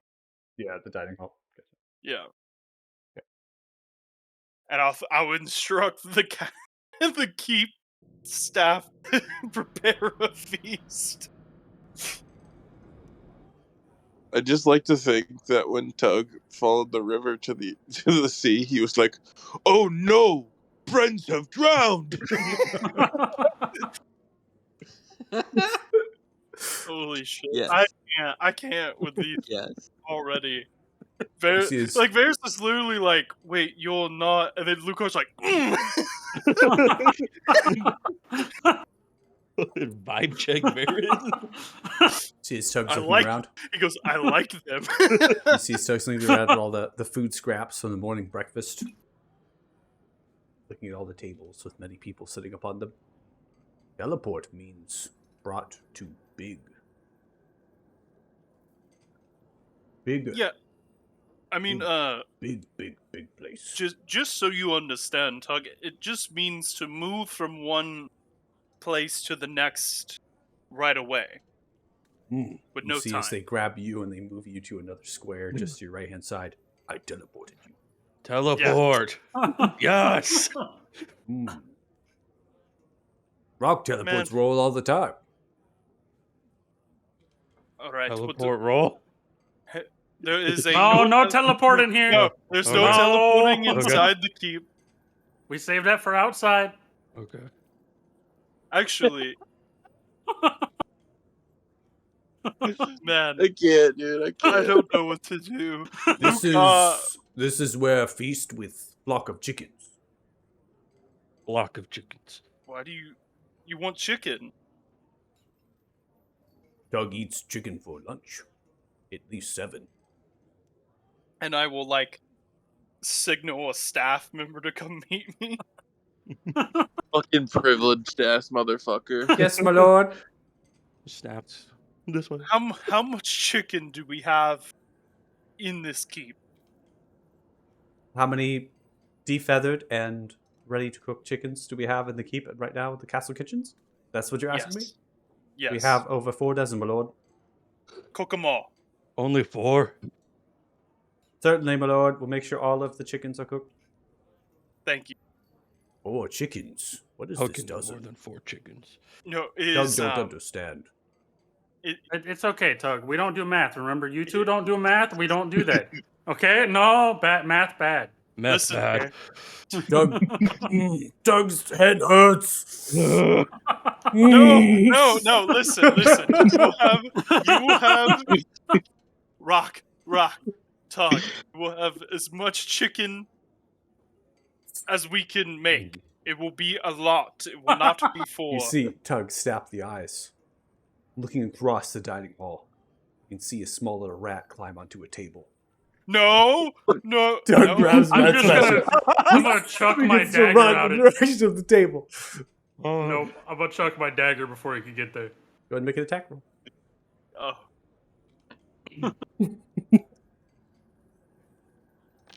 Succeed, it's the rat. It lands sliding in, but doesn't stop Tug from bringing Rat Smasher bam, down onto the table, smashing it into 3 pieces. Looks down at the rat I- body. Rat Smasher claims another. Rat Can you bring me back my Smasher. dagger? Rats. Dagger broken, I think. Small knife. Yes. I'm just gonna Begins to walk clap. over. And see the small knife covered in blood for the rat body. You see the people deciding to keep holding the hands. Guards run in with halberds, their surcoats. Wait, looking at the commotion. wait! We just got done fighting a warthog. What are you doing? Dog is killing rat I'm gonna with rat smasher. Well, I'm gonna look over at Varys and point to the table and tell him to do his finger snapping thing. You want me to fix it? You know you can. It's easy for you. All you do is snap your fingers. The guards put their halberds up at ease. They begin Just- to maintain their posting at the door, keeping a watchful eye in the direction of Tug. Prestidigitation, fix a broken table. No, you'd have to use No. mending and hope that I mending don't- can take, but it would take I a don't long have time. mending. Many servants are now coming out to clean up the bits and pieces of the destruction and begin to run. You see Alvin Tumberot come into play here, looking down, scratching the head. No consequence, no matter. Begins to make way, heading for supplies. Small child. Area. Tug returns Listen. back to your party. Tug, look at me. This is very serious, okay? Tug is always serious. Just got done fighting a fucking war. Alright. Tug, it is very serious. You cannot use Rat Smasher indoors. Even if you see rat, we will kill it, okay? Tug's very soul is pained to see Me- rat not smashed. I ask you a great deal of Tug. I will smash rat. Just tell me where it's at, but Oh, we only small have man, smash rat. You're going What to a smash joke. rat yourself. You will need rat smasher. Varys is so tempted to cast a spell. You see him Varys. start to write runes in the air and just go whatever and like smash them away. Oh, nice dazzling lights. Take it. Varys, you remember when that counting man came to us and told us how many zeros were on the amount of gold we had to pay to fix all the damages done in the massive party after we won? Wait, what? I'm saying that this is of little consequence compared to the riotous parties we threw after we won the war. Right, but we're not made out of money. Made out of skin and meat. For Oh, once, he doesn't look like he has for very once, much meat on Rock him. understands. Rockhead hurt. Oh wait, hungry. wait.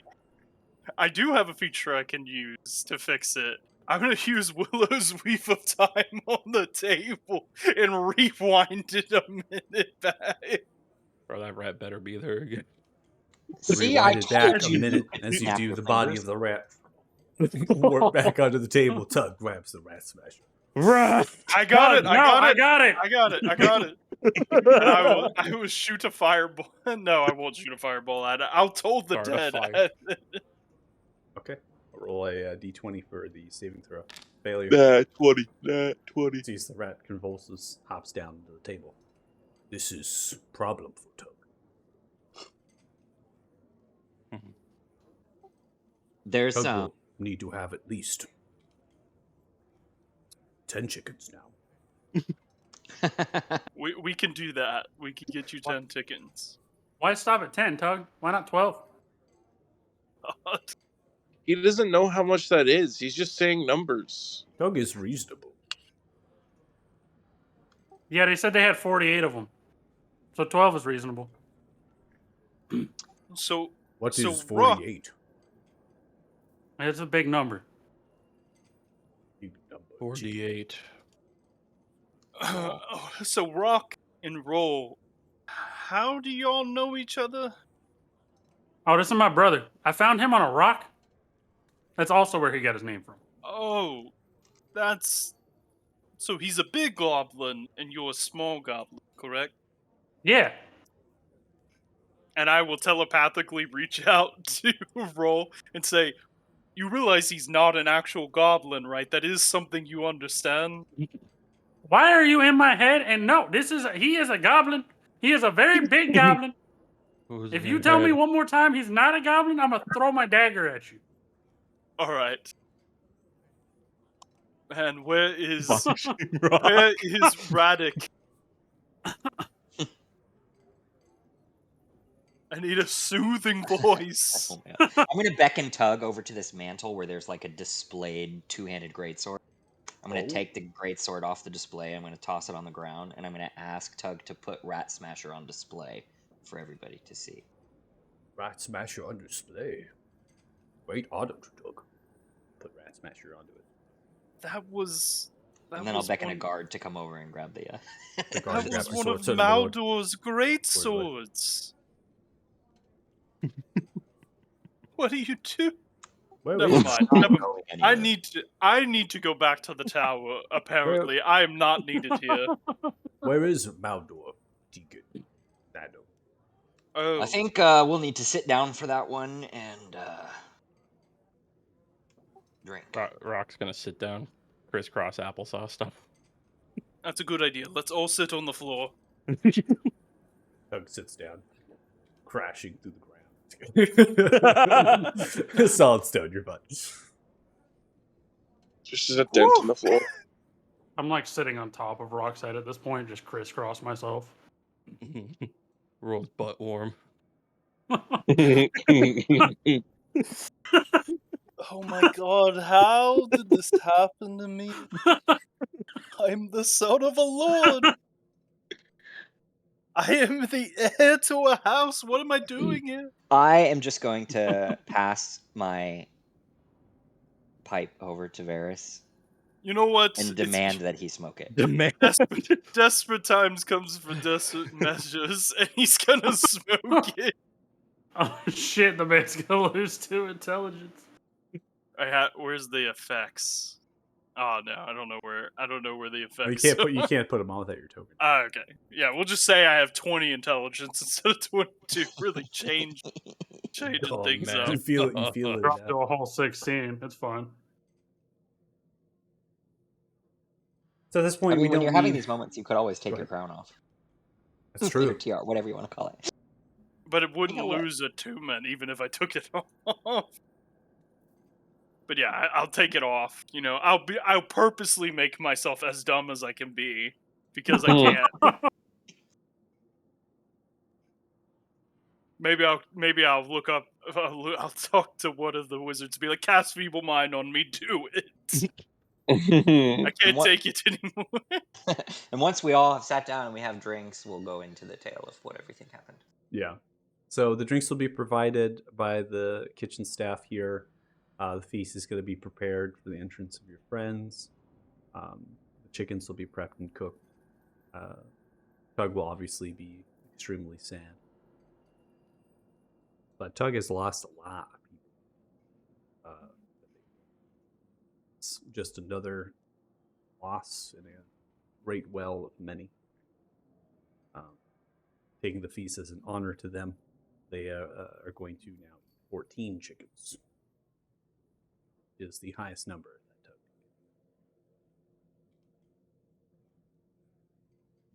Let's have a toast to the recently departed.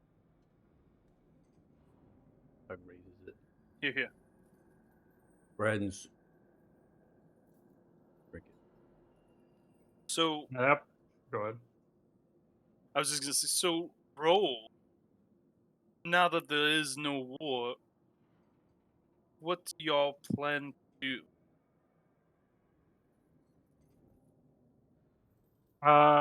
You know, I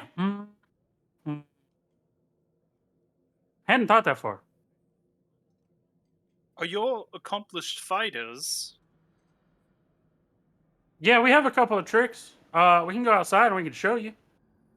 Yes, we'll go to the list. The list should be a good place to. There's a big open sandy area where you can do a trick.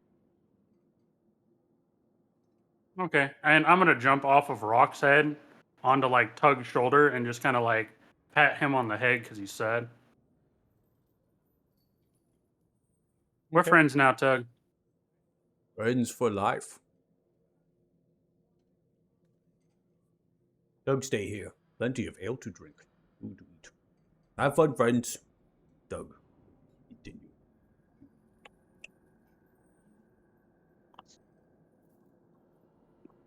just going to continue to eat what was put out in front of them, all the food scraps that are still left on the table, and they are going to pull an entire barrel cake. Somewhere they're going to grab it and have it next to the table. At this point, rock and roll, you could definitely be taken to the list, showcase your talents of combat. Don't need to have any rolls necessarily or anything. We're going to continue to try to move things along as quickly as possible. So just giving you an opportunity to role play your characters, introduce them to the party and such. I do want to, we're going to go through character descriptions, like what your characters look like a little bit more here, but I want to have Radic involved so like all you can kind of describe what your characters look like at once. So we're going to kind of transition to this feast that you're all going to be having here inside of the dining hall, as Radic will be a part of that as well. As the only person missing at this point, which none of you are awares of, is going to be Tegan. And I'll come Don't body shame Rock. Yeah, don't body shame him, man. He didn't do nothing to you. He's just a goblin, man. Leave him alone, man. I wasn't even body shaming. I was just like, wait. Look, man, I can't turn the brain off. That's not something he can do. He's coming off a cycle.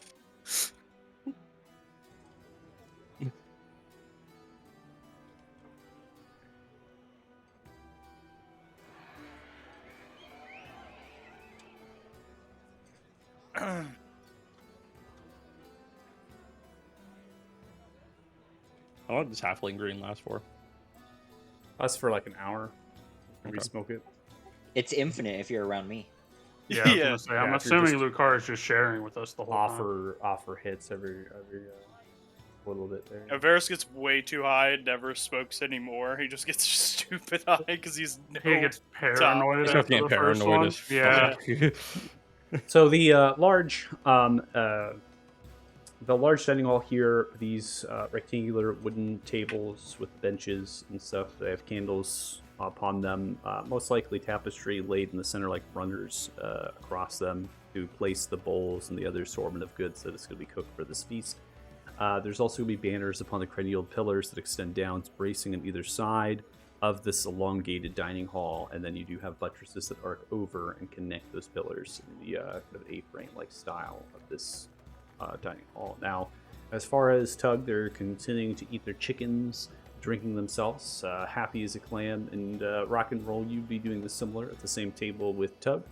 Lucar and Varys, you have the platform led above, and that is going to embrace and realize how crazy that music was going to get after that change. That was nuts.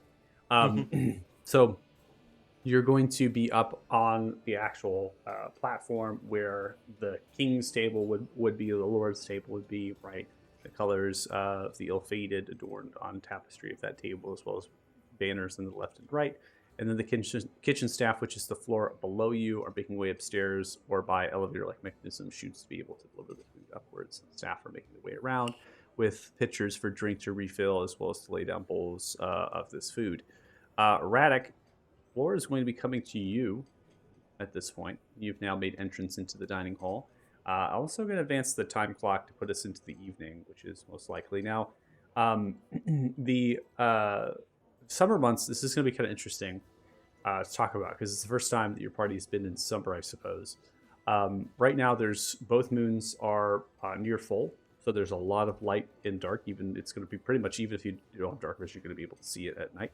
And in addition, the sun doesn't actually set until like 10 o'clock. So the actual nighttime hours is very few of actual darkness. That's just the way the world works, and how proximity to the sun and turning and tilt and all that good stuff. So you have a little bit of saying. Now, Radic, you've spent some time studying the constellations of this terraform world. This you've understood that you're on the prime material plane of existence, where these material worlds are presented. This to you is extremely dim star. The star of Zavra is a white dwarf. It gives very few luminosity and light, so most likely in this solar system, this is really the only habitable planet. It seems to be quite close to the sun. Relic, in terms of its age, it's actually pretty new-founded. because in order for a white dwarf to maintain a actual planet to be hospitable suggests that that would have to have become a white dwarf and then life created afterwards. A little bit of science for you there. If it was prior to that there was life here, that life would have been consumed from being too far away from either the heat and the light source of that sun, or too close, and they would have been cooked. Does that make sense?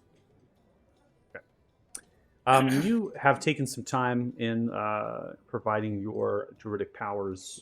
You've created a land in the Citadel that you believe will continue to cultivate over time and heal the land. You also have news here for the Admiral and the Archmage, the two elders that sit upon the council, that ever since the congruence was closed, that these things are happening quite naturally, that the land itself is kind of changing and turning back. The fog is being lifted.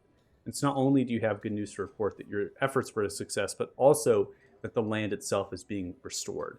And you understand that the properties of a plane as they traverse over have a lot to do with what happened to this land. And that also can be news to provide, knowing that the Shadowfell, upon being closed, those properties that it brings, that death and decay and the curses, are lifted. And the properties of other plane that, in terms of this material world, are kind of taking over. Where's yours?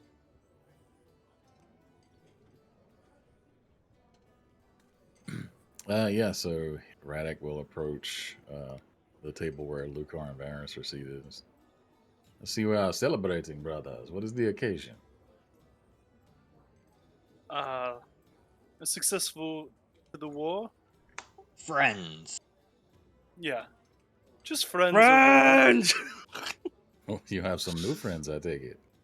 Yes. Met them in a different part of the continent. But See. Wow. how You goes know, it's- things in the new Redwood? They are coming quite well, actually. You'll notice he looks kind of tired. He's been channeling magic for days on end, just trying to accelerate what was going on there. Nature always restores the balance. I simply gave it a push. But with the fog gone and the congruence closed, it is healing itself. It's wonderful to hear. And your plans are to stay now that you've done that? Well, plans are to assist you in stopping the, what would you say, end of the world. Yes, end of our plane, I would imagine. I suspect it is all of them, brother. Yes, that makes sense. I'm not too well studied on the planes. Probably not as well informed as you are. Spent some time crossing the stars of several planes now.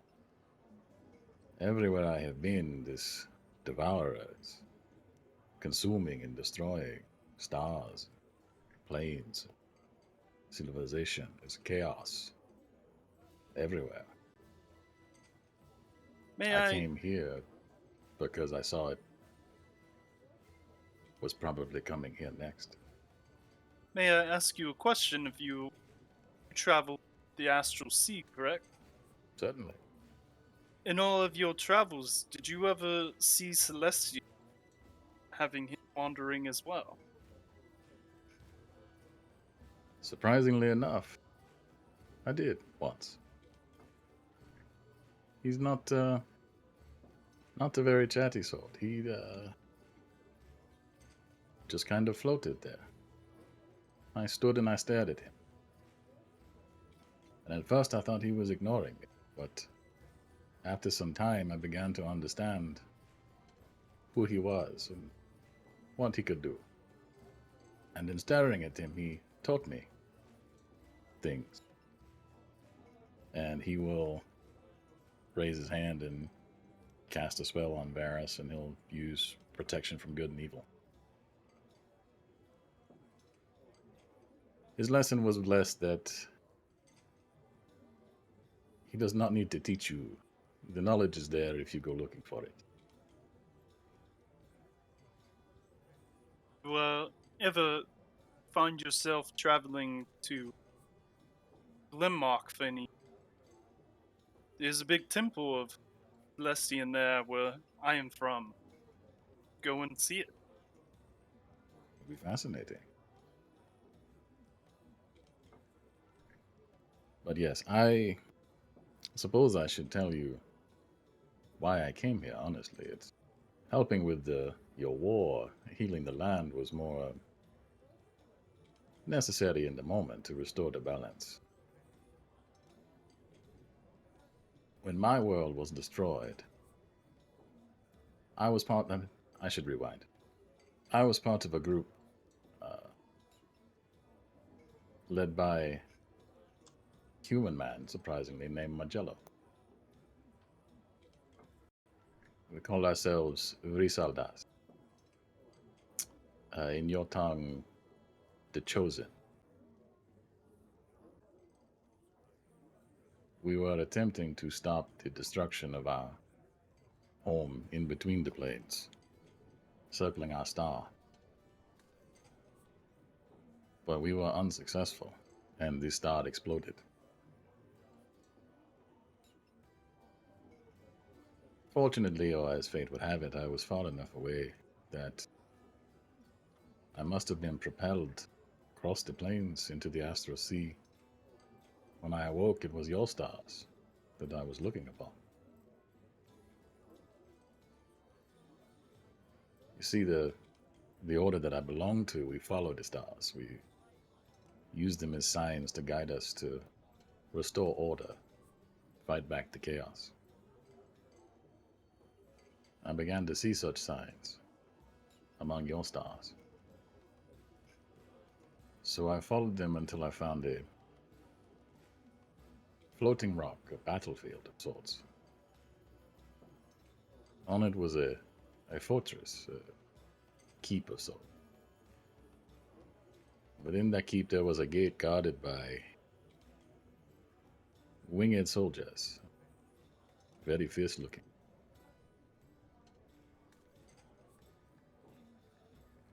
They meant to do battle. Protecting it, I suppose, I was an intruder. Being outnumbered and not wanting to fight them to the death, they simply were doing a job. I surrendered. And upon explaining myself to their leader, why I was there and who I was, he told me about a group of people that he knew on this plane called the Ill-Fated. He said his name was Maldo, and that if I sought to stop the destruction of the Devourer, that I should seek you out. And he opened the gate and let me pass here. For continue your story, how does he look? Fierce, powerful. He shined with a radiant light. So our old friend is well. So it would seem. Good I'll to hear. drink to that. Continue. I'm sorry. Well, I knew that you were here somewhere fighting a similar fight as to what I had fought. I did not know where you were, but I followed the stars. And I seen a new constellation in your sky that I had not seen for some time. We call it the Warrior. I'll actually take out a little, it's his star map, but it's a translucent crystal. It's like a smooth shard of glass almost. And he will cast dancing lights behind it, and the light goes through the crystal and it projects the constellation up onto the wall so he can show you. And you see the sword and the shield and wings. It is the Warrior. It marks the path of the Chosen. It is above your city. And it does not move.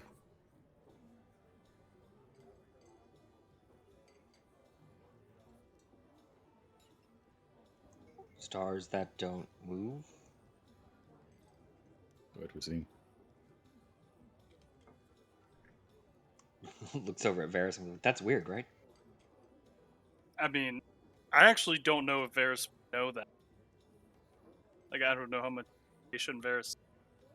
Yeah, you don't really study the stars as much as, you know, I would say you don't really study the positions of stars necessarily. Not that you wouldn't study stars. Yeah, I would say he's more of a historian. Yeah. I think it is a little odd, but I'm not an expert in this field. It is not normal, but if you are to be led to a place, it is helpful if the sign you are following does not move. You know that. True. So I came here, and then I saw that you were busy fighting a war against something dark. Something abhorrent to nature, upset the balance. So I took on the task of helping you restore that balance. So,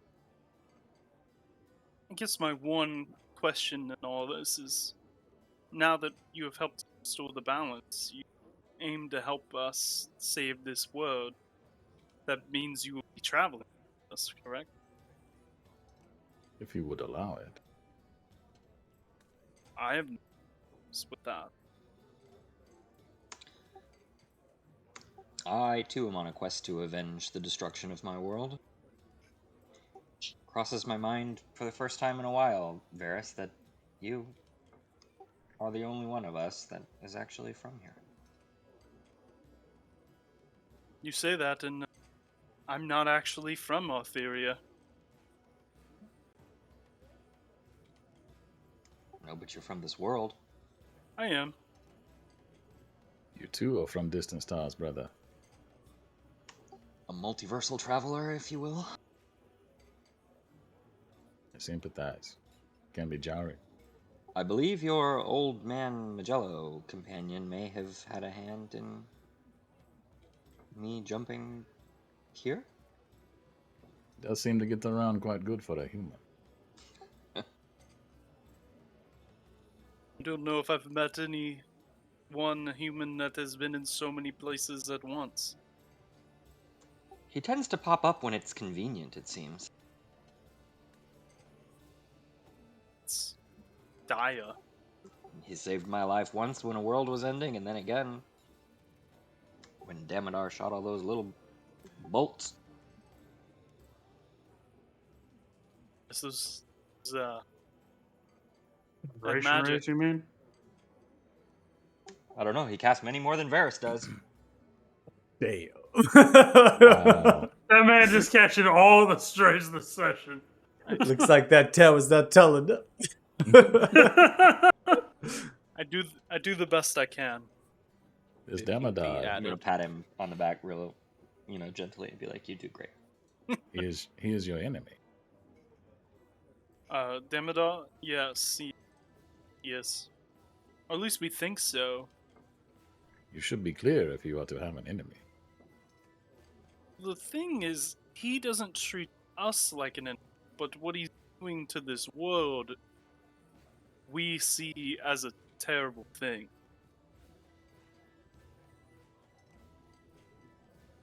So Times like this, you must keep your eye on the balance. A storm may do terrible things in the moment, but afterwards comes the rain and the healing. The land grows and extends and blooms. Is the storm the enemy, or is he helping? storm leads to destruction. Would it be considered the enemy? You cannot fight a storm, brother.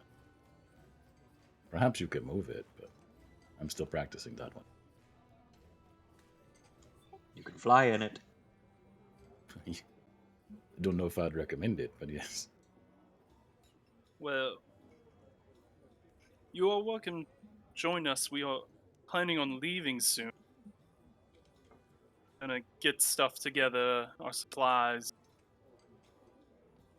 head to a crystal desert. How do you feel about sand? It has been some time.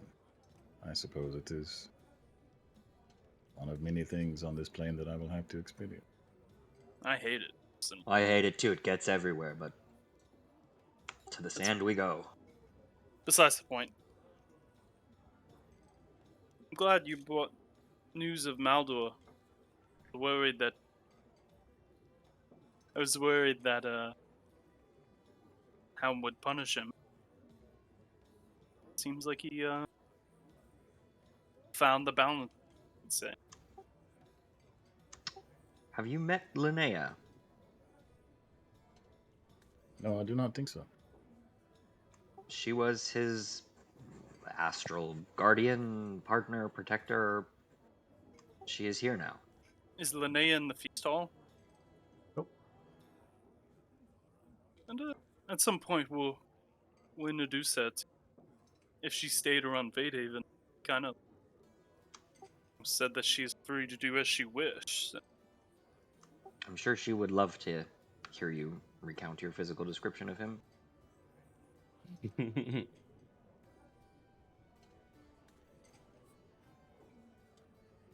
So what is in this desert?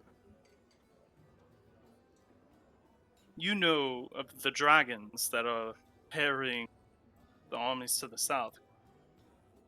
I have heard tales. I have not seen them. Well, this...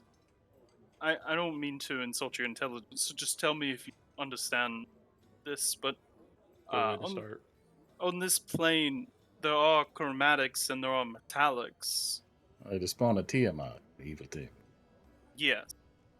Well, the chromatics are the ones that have been attacking and destroying Word, but we came to understand that metallic dragons seek to protect. In this desert, there lives a great golden worm named Horan. Seek to Fourth hand. What? we seek to recruit, I guess, quest Save. his aid. He's under the control. Control. Yes, these dragons are under the control of Damodar. Horan has also been compelled. Master of Dragons. Sounds like he has upset about it.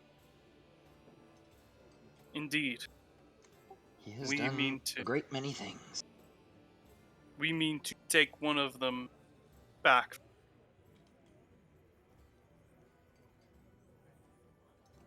Then I shall aid you in this endeavor. I'll look over at Varys too and be like, we don't have a gold stone, do we? No, I would imagine you kind of like finding the blue one. Just find it somewhere on our path. Oh, it's been such a long time. We need to talk to our guide, the Golden Dragonborn. Yes. Was Vastar correct? Yeah. Yes. See, hopefully he's still doing all right. Maybe we can meet up with him. He's just been waiting. It's been 3 months. 3 months. He's just Kept that waiting. man on hold. He's like looking at the Left him sending on red. stone. Yeah, he's at the sending stone, just waiting for that call to come through. He probably needed that 3 months to cool his anger. But yes, we will start to reach out to our allies. Get going. Though this party feels very incomplete. Us three. We'll have to recruit more allies. What about your new friends? Run! Yes, I look at Varys and shake my head. Yes, emphatically yes. Hey, Lucar, you got a pipe? Just toss it. As I like catch it in the air and like mage hand it to him. I don't know. That Alright. little goblin seems quite dexterous. Yeah, I don't want to burn down our keep over something. It's made of stone! But there's wood in here. I would have caught it. You need to have faith in people. We'll have small hands. Never could Friends have been a must- varsity athlete. He's Kawhi Brown. He's got small hands. He can't catch the ball. Oh my god. No, You don't mine need was to catch a- the ball when you are the ball. mine was a Sopranos reference. It's small Oh. hands. Oh, can we call you the ball, No, Name you can call me Roll. Mr. Roll at this point. Mr. Roll? All right, well then you can call me Sir Willow. Okay, Tree. Sir Tree. Sir Tree. Anyway, Tree. It is a Strong. noble tree. Pretty tree. well, if Lucar says they want him to come, I have no objection. So that, Well, it's completely up to them. yeah, if they would like to come. Hey, Mhm. Rock, Roll, can you come see for a minute? People have a habit of dying around us, Ferris. Come on, right, let's go. All right. Death is always life. Life does not come without a cost. Yeah, what you want? True. What do you two say about traveling into a dangerous desert with multiple enemies that could kill you, but in the search of a great dragon? No, we just got here. Yeah, me right now. Calm down. Oh, okay.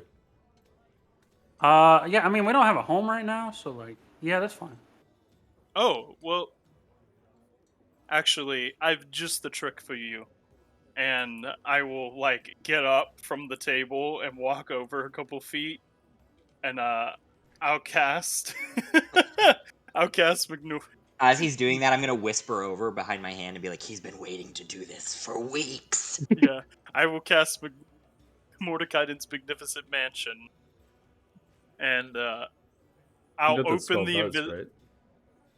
Yeah, it creates a doorway. It just to- creates a portal that sits there for like a long time. Yeah. People can just like go. But into it's it. invisible. Yeah, but there's other people in the hall. Not that to everyone in the walk feast through hall that it. Yeah. just saw you cast the portal. Yeah, it's fine. It'll go away. It only lasts 24 hours. And I will open the door, and what you see basically inside is a copy of Varys' Tower of Time in the doorway. And say, we have a portable gross. home, so... That looks too fancy. You got one of those, but like a cave? I got just the thing. Next time Nice I cast damp it, cave. next time I cast it, there will be a wing of it that is a cave for you. Don't expect me to believe you haven't already built in, like, cave-like dungeons in that tower, Varys. Absolutely not. This is I my do not home. believe you. Well, bro, there's a swing in this room. Why is there a whip on the wall? I don't. What does this guy get up to? He learned a great many things from Bruga. This is a I Bruins tower. have never seen medicals such as this. So fuzzy. God, Ah! my mind's palace are ruining it. No, I'm kidding. That's great. He's never gonna cast the spell for us Yeah. again. Oh, I'm definitely casting it every time we rest, even if I- I'm the only one that goes in there. I find it extremely humorous that you decided to literally just make your tower in the man. Yeah, it's just a portable tower. I think it's funny. It's just funny. Couldn't the guy the man had a tower, he's gotta have another tower, and they gotta be bigger still. And, yeah, and in the virtual tower or whatever, it's definitely taller than Bruga. Oh, for sure. It's like twice as tall. Dude, there is no outside. You open the door and you're in. Count the floors. Yeah, I Count the guess. floors. You can measure the It is Yeah, precisely 1 inch in diameter wider than Bruga. Bruga's, yeah. I had to Fucking make sure. got I it. had to get her. I had to get her. Just by that little bit. But then the next time you go into Bruga's tower, hers is just somehow Anyway. managed to expand. This was just to show that if y'all need a home while we are traveling, you're welcome to stay there. If not, sleep outside. I don't give a shit. Okay. Somebody pissing his cornflakes this morning? Why is he so angry, Lucar? Small. Uh, Small make you I angry. think we had, some friends die recently. It's been a pretty rough time. Oh. I'm sorry. Friends are important. So is family. Like my brother. Hi. Yes. I too agree that family is important. I'm sorry if I came off like an asshole. It hurts. It's fine. Just remember that when you're here, your family. Remember that story we told you about? Oh. 7 of us went in. 2 of us came out. Oh, hello. Look at Raddick. Hello. Three of us came out. Then they also survived. Wait, is your name Linnea? And I'm gonna point at Raddick. No, brother. I'm Raddick. He did not come in with us. Oh, your name is Radish. Nice. I love radish. Radish is Me just too, funny. Tug. Me I too. also enjoy radish. Anyway, this all goes to say that we want you to come. We think we would be a great boon to us. Probably What would be leave probably like a week or two once we get our supplies together. So if there's anything in the town you think you need, shop around, make sure. We haven't really gone shopping before. I don't know how money works. Would you I like just know me- that gold is gold. That's Yeah. okay. Tiny. We have people for that. Yeah. We can help you. I'll accompany you on your So shopping people? trip. No, we do not. No, sell absolutely people. no. Fate Haven is a bastion of freedom. Pretty normal where we're from. We don't do that here. But we do pay people to do things for us. Yes. Often. So, what are we gonna be fighting? I mean, as far as I know, Crystal Desert's home to monsters. So just, be prepared for things that want to eat you, probably. You just summed up my whole life. Then you should do well. If you are adept at killing all of the things that want to eat you, you will do well with us. Yeah, I probably need a better weapon though. We can help with that too. Tug kind of just bent mine, and I'm gonna hold up my bent dagger. Oh, apologies. I used your small knife for teeth. Chicken bone got caught. Well, yeah, I guess we will. Personally, I'm about to head off to bed. But I guess we'll meet up tomorrow and start to get our equipment together.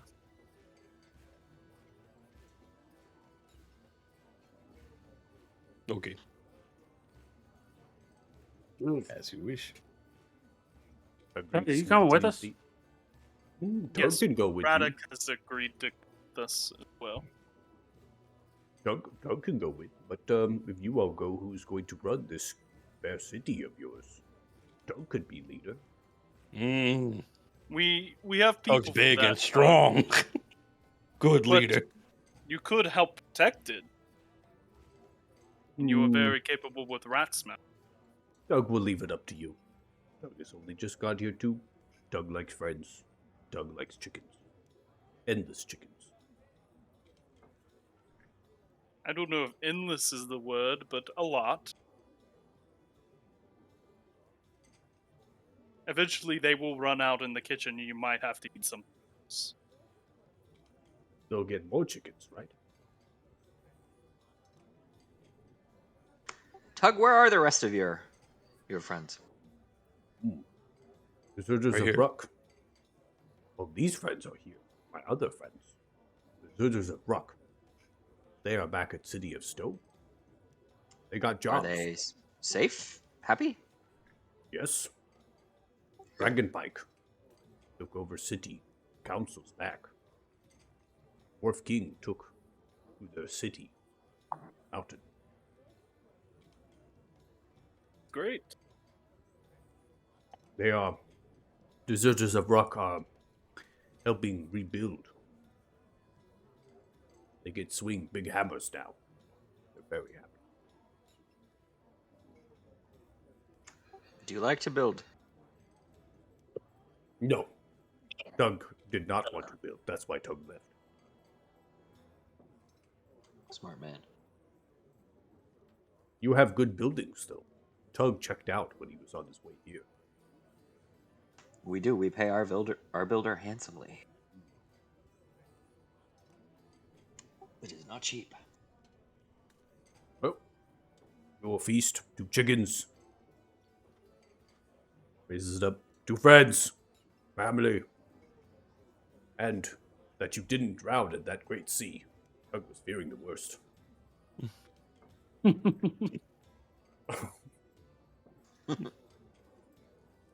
So at New this time, friends and new beginnings.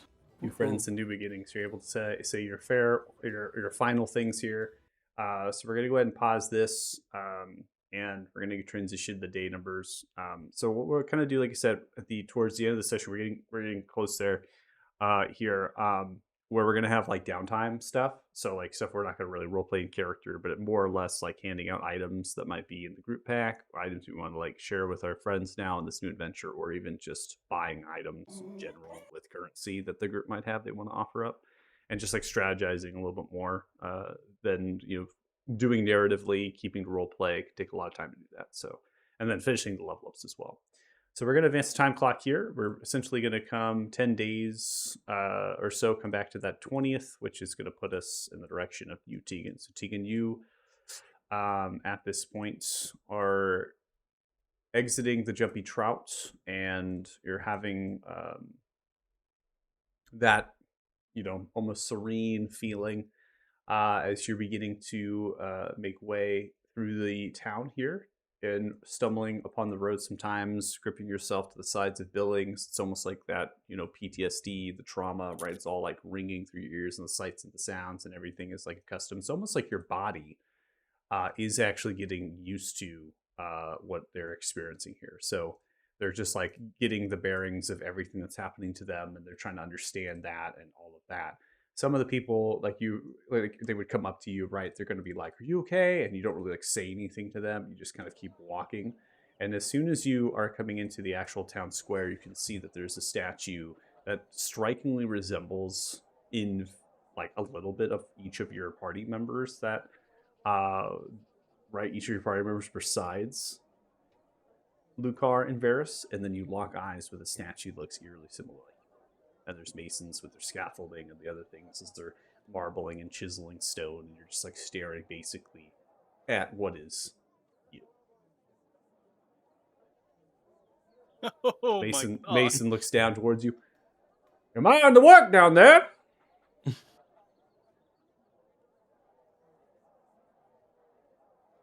Brendan, are you here? Yeah. Okay. Am I on the work down there?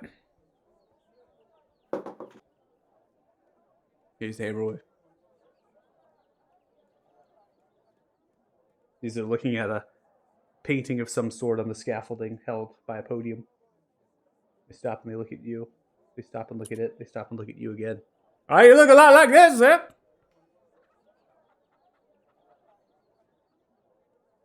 You look a lot like this.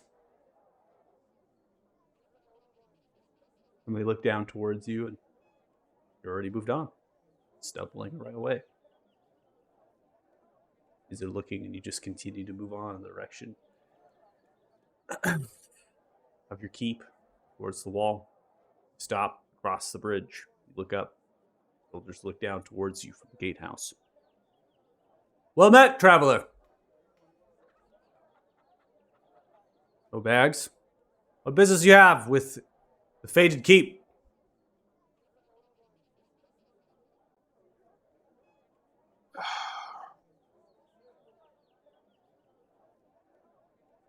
I wish to seek audience with Varys and Lucar.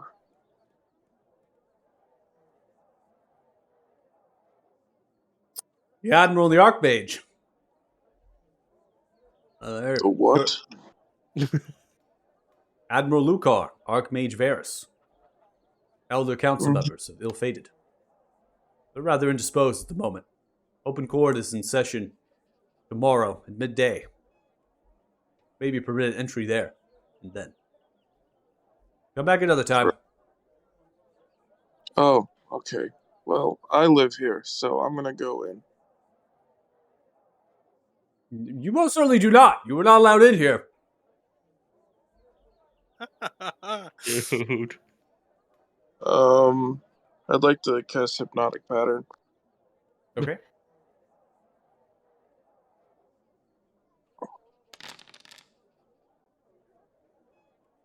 All right. That's your magical items here. Sees hypnotic pattern is going to kind of cast off in the direction of the upper wall there. The gate is closed, so there's a gatehouse here. It's closed. Entry through the keep here. You cast hypnotic pattern upwards towards them. The shimmering aura effect. 2 of them are actually going to succeed, I believe, versus your DC because you don't have the magical items presented with you. And it's going to shake off the effect. They're going to look down towards you. They begin to signal towards the towers, and then they signal towards the towers. A whistle begins to be blown. Alright, well, Monsoon whistle here.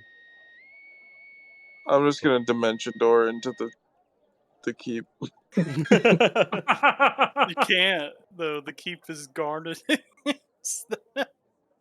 Dimension door past the wall, though. You can get Oh into yeah, the you grounds. definitely yeah. can. Yeah.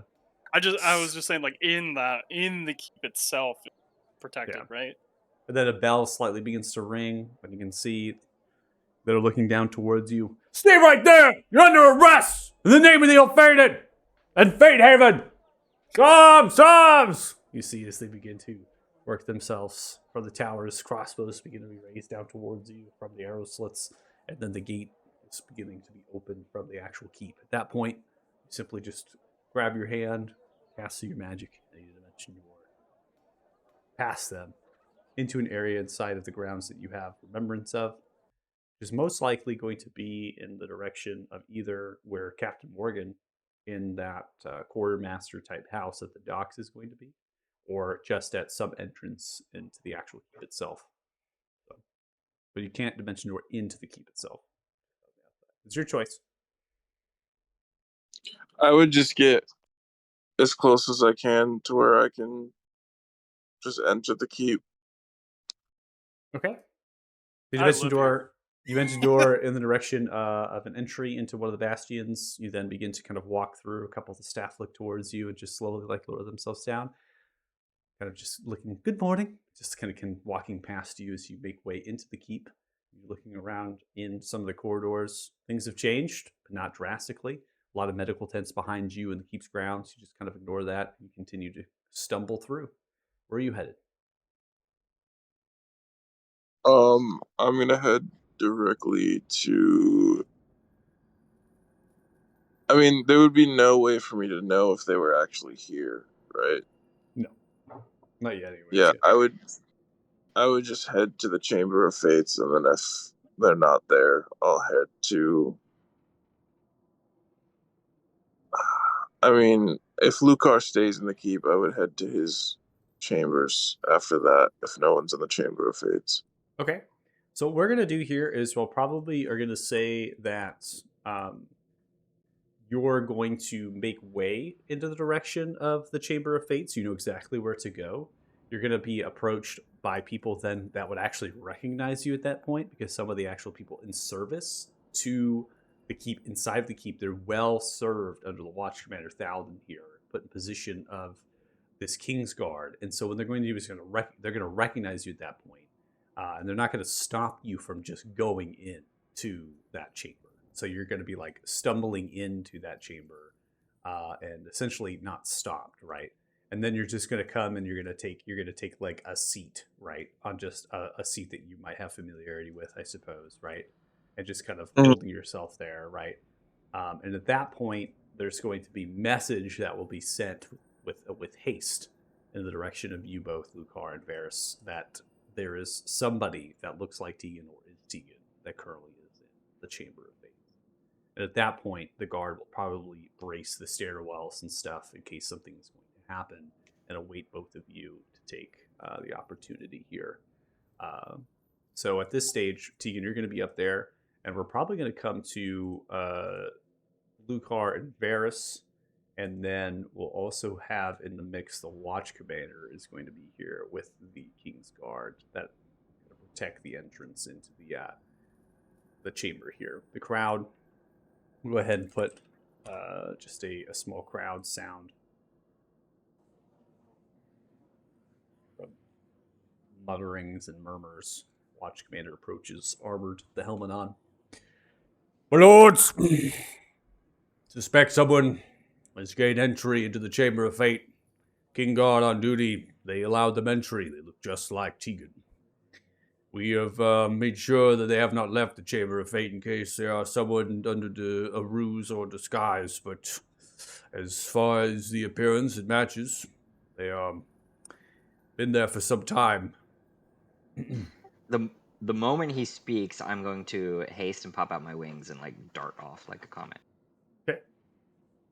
I will be following Lucar as fast as I can.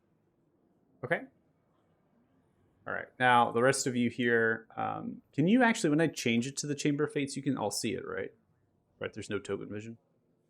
Or could you not see? Let's see here. There's no token vision. So you all see without, I don't have to put tokens down, right? Yeah. Okay. I just see. That's- I see the outline, but that's it. It's dark, essentially. Yeah, it's like a map that's revealed but not. Gotcha. see. Okay. Okay, let's get your tokens down then. So you have. There you go. Naturally a part of the council already.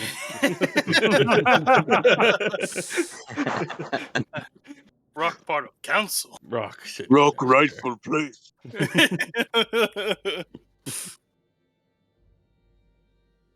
You both arise up the staircase, head into the Chamber of Fates. You can see Tegan sitting there upon the chair, head down, looking at the table where so many decisions have been made, and so many of you all have sat here for council. Tegan's also naked. Oh, I was gonna say, is the illusion still up? No, he's naked. Oh, okay. I think Varys will look at him and be, to make sure this isn't an. He will cast Dispel Magic. I think probably before you have a chance to do that, I already would have barreled into him at Mach 1 speed. Okay. Okay. What are you doing? Literally, when like, you're around fly him? Just straight grappling to him. Like, fly straight to him, grab him, in, like, a big hug, and, Just, like, like, fly hold into him. the air. Okay. And then realize I probably should check who he is and be like, what's the name of your greatest companion lost to sea?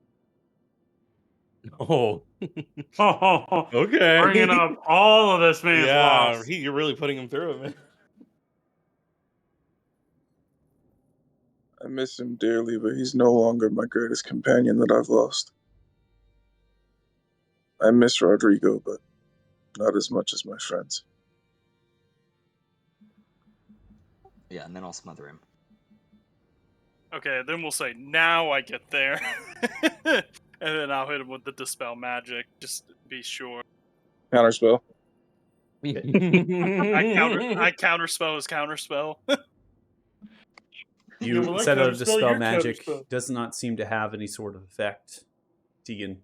You put onto the... Oh my god. Mage Slayer. Tegan, you'll see in your inventory you are in possession of both the blue and the white essence at current. You place both of them on the table. The spell of the dispel magic being cast in the direction of you, Tegan. In response, you just like reveal both those stones that were inside of the vault. I'm gonna throw in my cloak.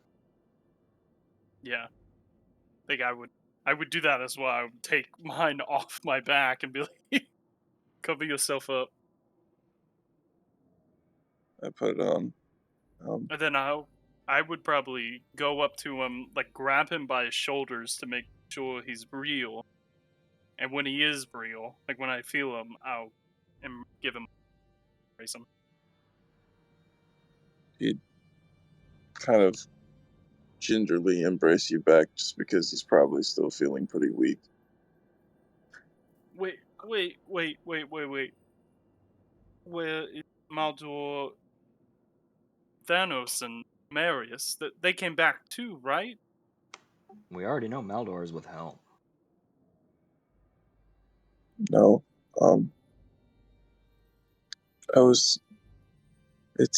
Things are complicated.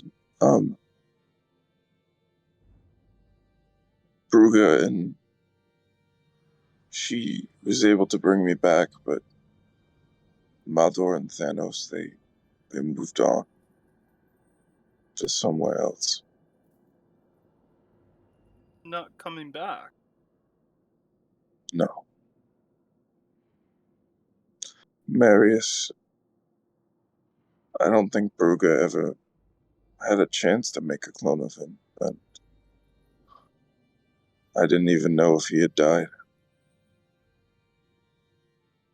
Last time I saw, he was up, barely gotten hit. I didn't even know if we lost or won or what had happened. All I remember is the static and I slipping into the darkness. There was nothing. It was just cold.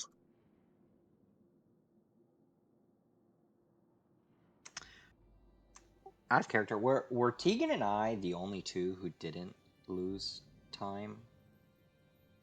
Lose I memories. so. By Orsivist? The Orsivist loss of memories such as that is kind of irrelevant or a mute point at this point, because after the stuff happened, then you would have been okay. So, Luke, you, Steven, your character and Varys, if you both lost memory, then you lost those. Luke, you did actually sustain from a loss of minutes. You probably don't have a full recollection, except for word of mouth from Varys when they were up, of the actual fight itself. I'll just look at them and I'll say, we had him. We should have killed him. This shouldn't have happened. Many things went wrong.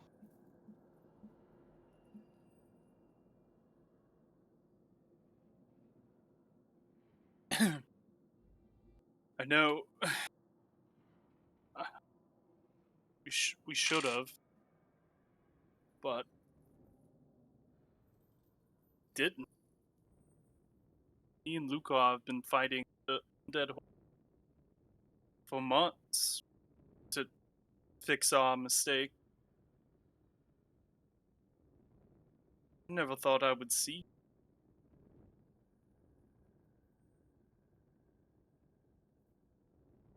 I never really thought I'd be alive again. We didn't either. Glad to see you. It's really good to see you guys. It wasn't just Bruga that was there when I woke up, though. Magella was with her. This fucking wizard is everywhere. Is he still there? No, he moved on. But Bruga is back. Yes, she was working with him. They have created a makeshift obelisk, one of the shards of time, or whatever the hell they're called. The ones that Tresgol is after. And I'll kind of give them the lore dump he gave me Okay. about the multiple Magellos and the pseudo reincarnation bullshit. Right. Um, After you're done, I'm Jumbi. Are you hurt? Are you hungry? What can we make?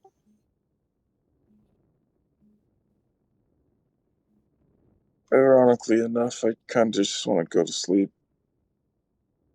I feel like I haven't slept in about 20 years. All right. We'll get you some clothing, and I'll have one of the staff give you a room. I don't think we cleared yours out yet. Super. I don't think we would have touched their rooms at all. It's only been a couple months. Yeah, I don't think we would have done. Maybe the staff would have done it, but I doubt. Unless you commanded it, the rooms are still going to be the way they were before. So, So Yeah, I would assume it's all still there. all your stuff is still in place.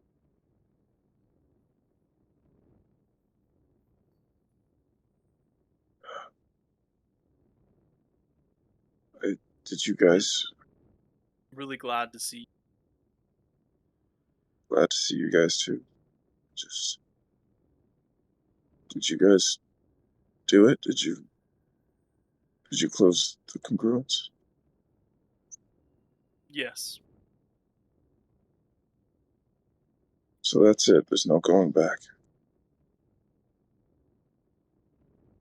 Tegan, even if, who would we have gone back with?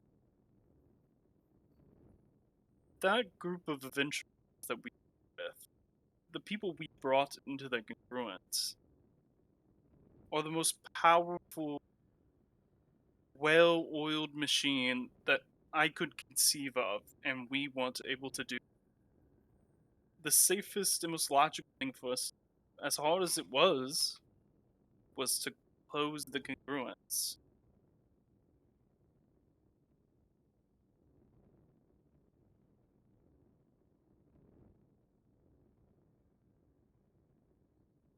Fucking bullshit. All of this is fucking bullshit. Part of some great fucking prophecy. My brothers are dead. There's nothing to fucking show for it. I'll drink to that.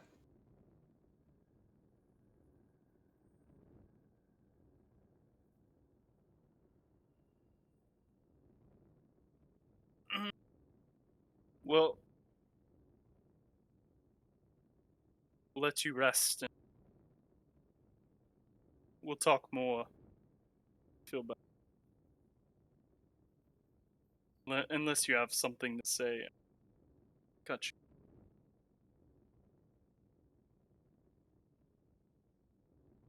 No. If We you need to need, go find Horan.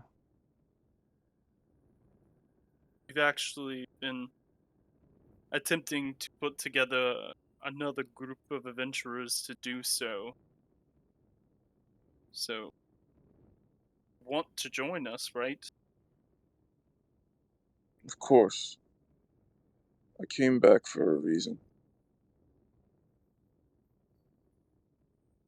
I wasn't gonna let you guys do this alone. So much back. I just hope your new allies are as tactical and methodical as Thanos and Maldor. Oh, Tegan, I think you'll like them. They are something. They've yet to grow on Varys.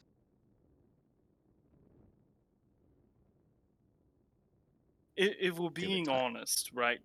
If we're being honest, no one will replace what Maldor and Thanos meant to us. That it won't happen.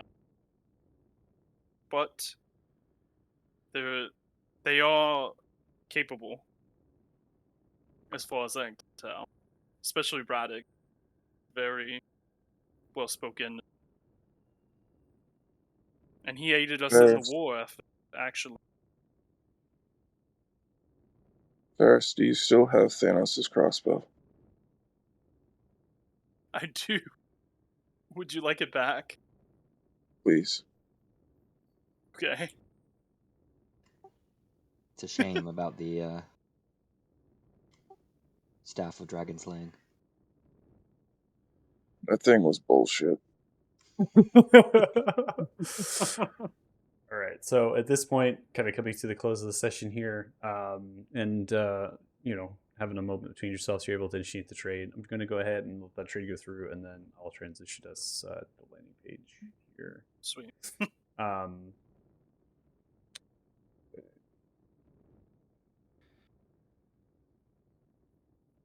all right. Let's go here. All right. So with that done, we have successfully introduced the new characters to the party. The new characters to the party getting their agreement to proceed. It looks like our plan, like I said, the plan of today was kind of getting everyone introduced and then also having a path of where we're going to go. So our path that we're going to go is headed to the Crystal Desert to then find the Gold Dragon and have our introduction. Remains to be seen as far as how we're going to get there. I did hear the communication of potentially getting the star as a guide to be able to get there because it is high up in the mountains. However, this is territory that Lucar actually has as well. So if things are aligning between the two different times, Lucar, you could potentially actually take them to where you imagine that your people and you're also I know with your the dragon, right, are able to kind of be maybe they're in the same area, right? Yeah. And you could just maybe navigate up in there and try to see if there's anything there. So maybe you and Vistar both, right, together information could help. You also could end up going into, you got to go kind of through Nesquil anyways, which is the home of the Belknok. The Gold Dragon warns that pledge themselves to the Valator, the protection and the prosperity of humankind. So you're probably able also to go there. And it's going to be a fairly simple trajectory for this party, just heading into the Crystal Desert and then heading south. And of course, if you do have, an idea of where you're going, you can always teleport. You have that potential as well. So you know that teleport can have some pretty crazy shenanigans if you're not hitting the mark. The party this afternoon, actually, the Wayward ones, they attempted to teleport and they were pushed off 150 miles off their target. Lord! Holy shit! They ended up in the bay where all the warships were actually firing bombardments. The Green Dragon was, so they were like freaking the fuck out. It was pretty great. And so just be mindful of the teleport and just getting understanding of the region too might be helpful, right? You have the time, so you could always just try to get through Fort Darrow there, go through the mountain pass, and then the Crystal Mountains there, and then get into the desert. So yeah. I mean, we do know Easmar, so we can teleport there to it from there. Yeah, you can also go Or from the the north Isle side, but just know that you'll have to. That's a far trek through the desert if you are going to go Mhm. that way. You can try to We get can a ship. boat. Yeah, you could try to get a ship from Lucia that's going to take you along the coast and quicken that path. But different paths, different trajectories. All I needed right now was from you was just understanding of where we're going to go next, and as far as how we're going to get there, we can still figure that out. So let's get over to kind of downtime at this point because there is going to be like 10 days before even Tegan is there, and there's going to be even more days potentially after that where you're going to head out. Tegan does not have any items besides the stones, literally nothing upon them. So this is going to be more or less a smorgasbord of picking out items of what Tegan is going to have, and then also your new party members are going to want to get. They come in with a lot of items actually already. Mhm. So they've already picked their spoils of those items. But if you have from your coffers or from your treasure that you've been gained, you can always think about potentially outfitting them even further. And so instead of like narratively role playing that, easier enough to do that out of character. So I'm going to give you about 10 minutes or so. And of course, we can take some more time at the beginning of the next session or even between sessions. You can simply talk about it, and then I can get a list and I can make sure your characters are ready. So, what was yours? Cool. I want to make a new weapon. How about you, Deuce? pretty much, I think, the biggest thing. I wouldn't That's all turn I down a want. cloak of durable, but Yeah. Michael, I also might message you at some point this week about a magical discovery, if that's cool with you. Yep. On the note of crafting, is the stuff in our inventory up to date? Considering it's been 3 months and we have the town, creating assets and things. I was gonna ask if there's any, spoils of war or anything that we brought in, like an allotment of. Are you talking about spoils of war between undead and a ruined city? Well, I mean, there were like a lot of high level bastards guarding the congruence. It depends on what you would find as being valuable, though. Cursed weapons and armor. I mean, that's kind of what I'm getting at. Is more or less like if you sent a bombardment to destroy the tower, how much treasure would there really be if they recovered all of that, brought it through the congruence into the Shadowfell? I mean, you're going to talk about like undead bodies and body parts and stuff like that. I'll meet you that way if you want to get materials for undead, or you want like cursed weapons and stuff like that, getting some value from those. But as far as other valuables and like magical items, the enemies that you faced were just literally hordes of undead. So the marshals of those undead, they were still servants and bastions of that service. I think what Varys would do to like get Braddock and Tegan back up to like a good spot is he would immediately make 2 amulets of Cut out Acuity. acuity, because I still have enough to make 2 more. Nice. That's big. I will accept that. Should I just do the crafting now? Nah, probably not now. What I'll do is I'll just start creating a list here. So we have 2 amulet of acuity, and that's going from Varys. I also need Tegan. Okay. my Dragon armor's gone, so Yeah, we'll have to get you some armor. we have dragon scale in the bag. Yeah, we should have enough to make like 3, I think. We also need to make you a gem of brilliance. I mean, like I said, I'm gonna think about a magical discovery. Hopefully, that'll be a spellcasting focus of some kind, and we can figure it out. But Okay.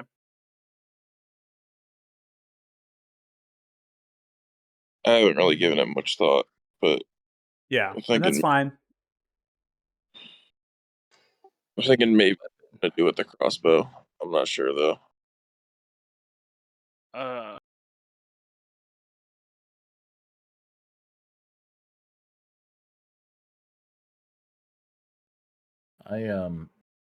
Braddock is proficient in herbalism, so I can make health potions during the downtime. Just need to know like how many we're making and how much, if our thorns stock is up to date. All of them. Yeah. I was talking to Varys, like, I think during this time, once like the war settled down and stuff, Lucar was feeling like, pretty empty, like a loss of quite a few things. Maldor and Thanos and Tegan gone. And to fill the Maldor-sized hole, he would have spent time with Varys learning how to unlock like latent sorcerer energies from his bloodline, which is why I took Magic Initiate Sorcerer to learn absorb elements and green flame blade. I'm so proud. And then in my other downtime, I would begrudgingly spend time learning how to make things, armor and weapons and stuff, to fill my Thanos-sized hole. I also would want to craft boots of flight, although I don't know who can craft. So you're saying Steve, as your character would try to get proficiency in Smith's tools? Is that what you said? Yeah.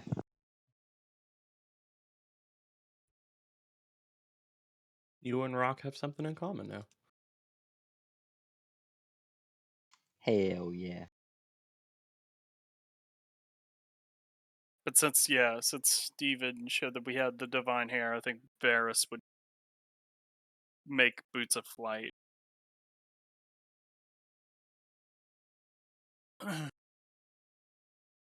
For yourself.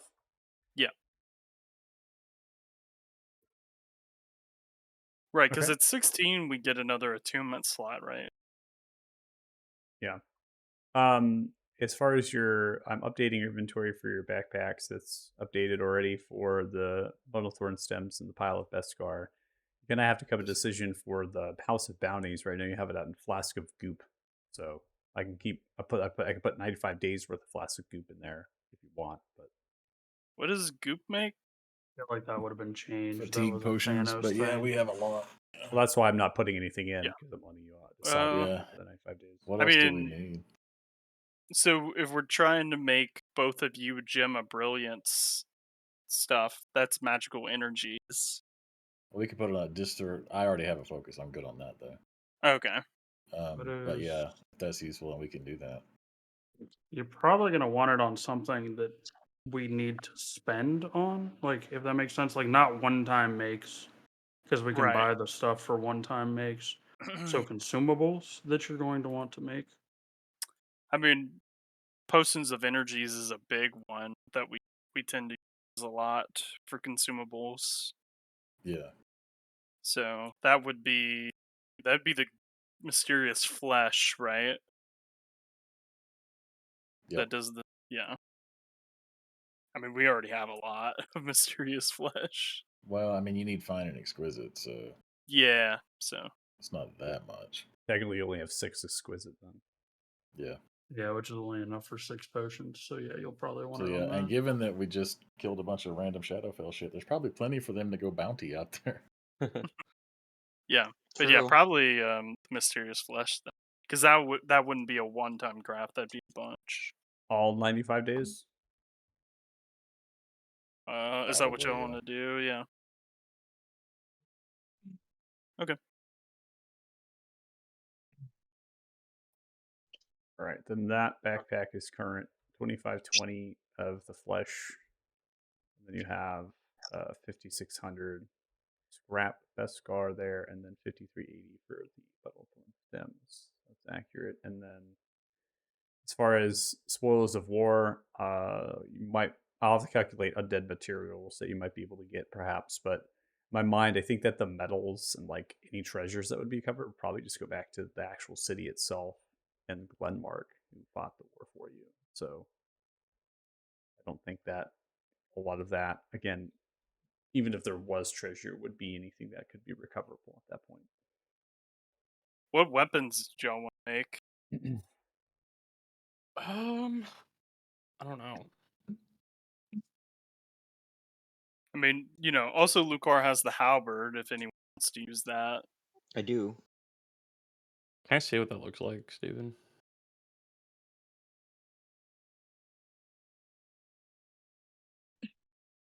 I just either need a dagger or a whip. Honestly, I think a whip would be hilarious on roll. That's what you You guys- want, gamer? A Beskar whip would be fucking hilarious. Is that Yeah. Or does it- just would a that whip work? of Keen. Yeah, I mean, you could just tip it with Beskar or something. Yeah. Where's Yeah, the so we need trade to- window again? Bottom left. You hit request trade. Yeah. So we need to make Tegan armor. Radek could technically use some armor. He's just wearing like basic bitch stuff. So dragon skill for you two then? Yeah. I'm technically not supposed to wear metal, so that's dragon Oh. skill is kind of a good. Yeah, makes sense, right? Yeah, with the druid stuff.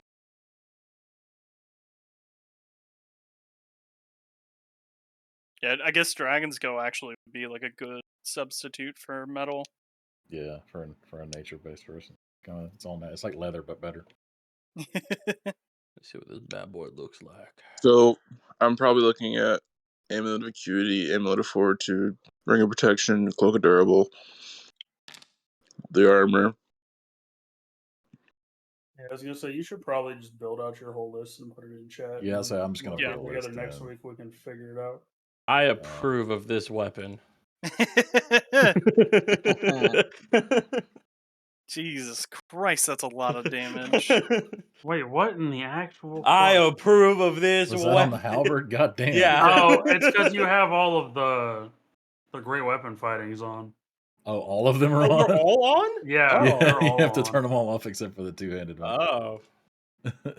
I Oh, don't- That that's was what still a happened. nice roll, though. I was like +10, +8, +4. Oh, Yeah, then it's 7 plus 5. Guardian!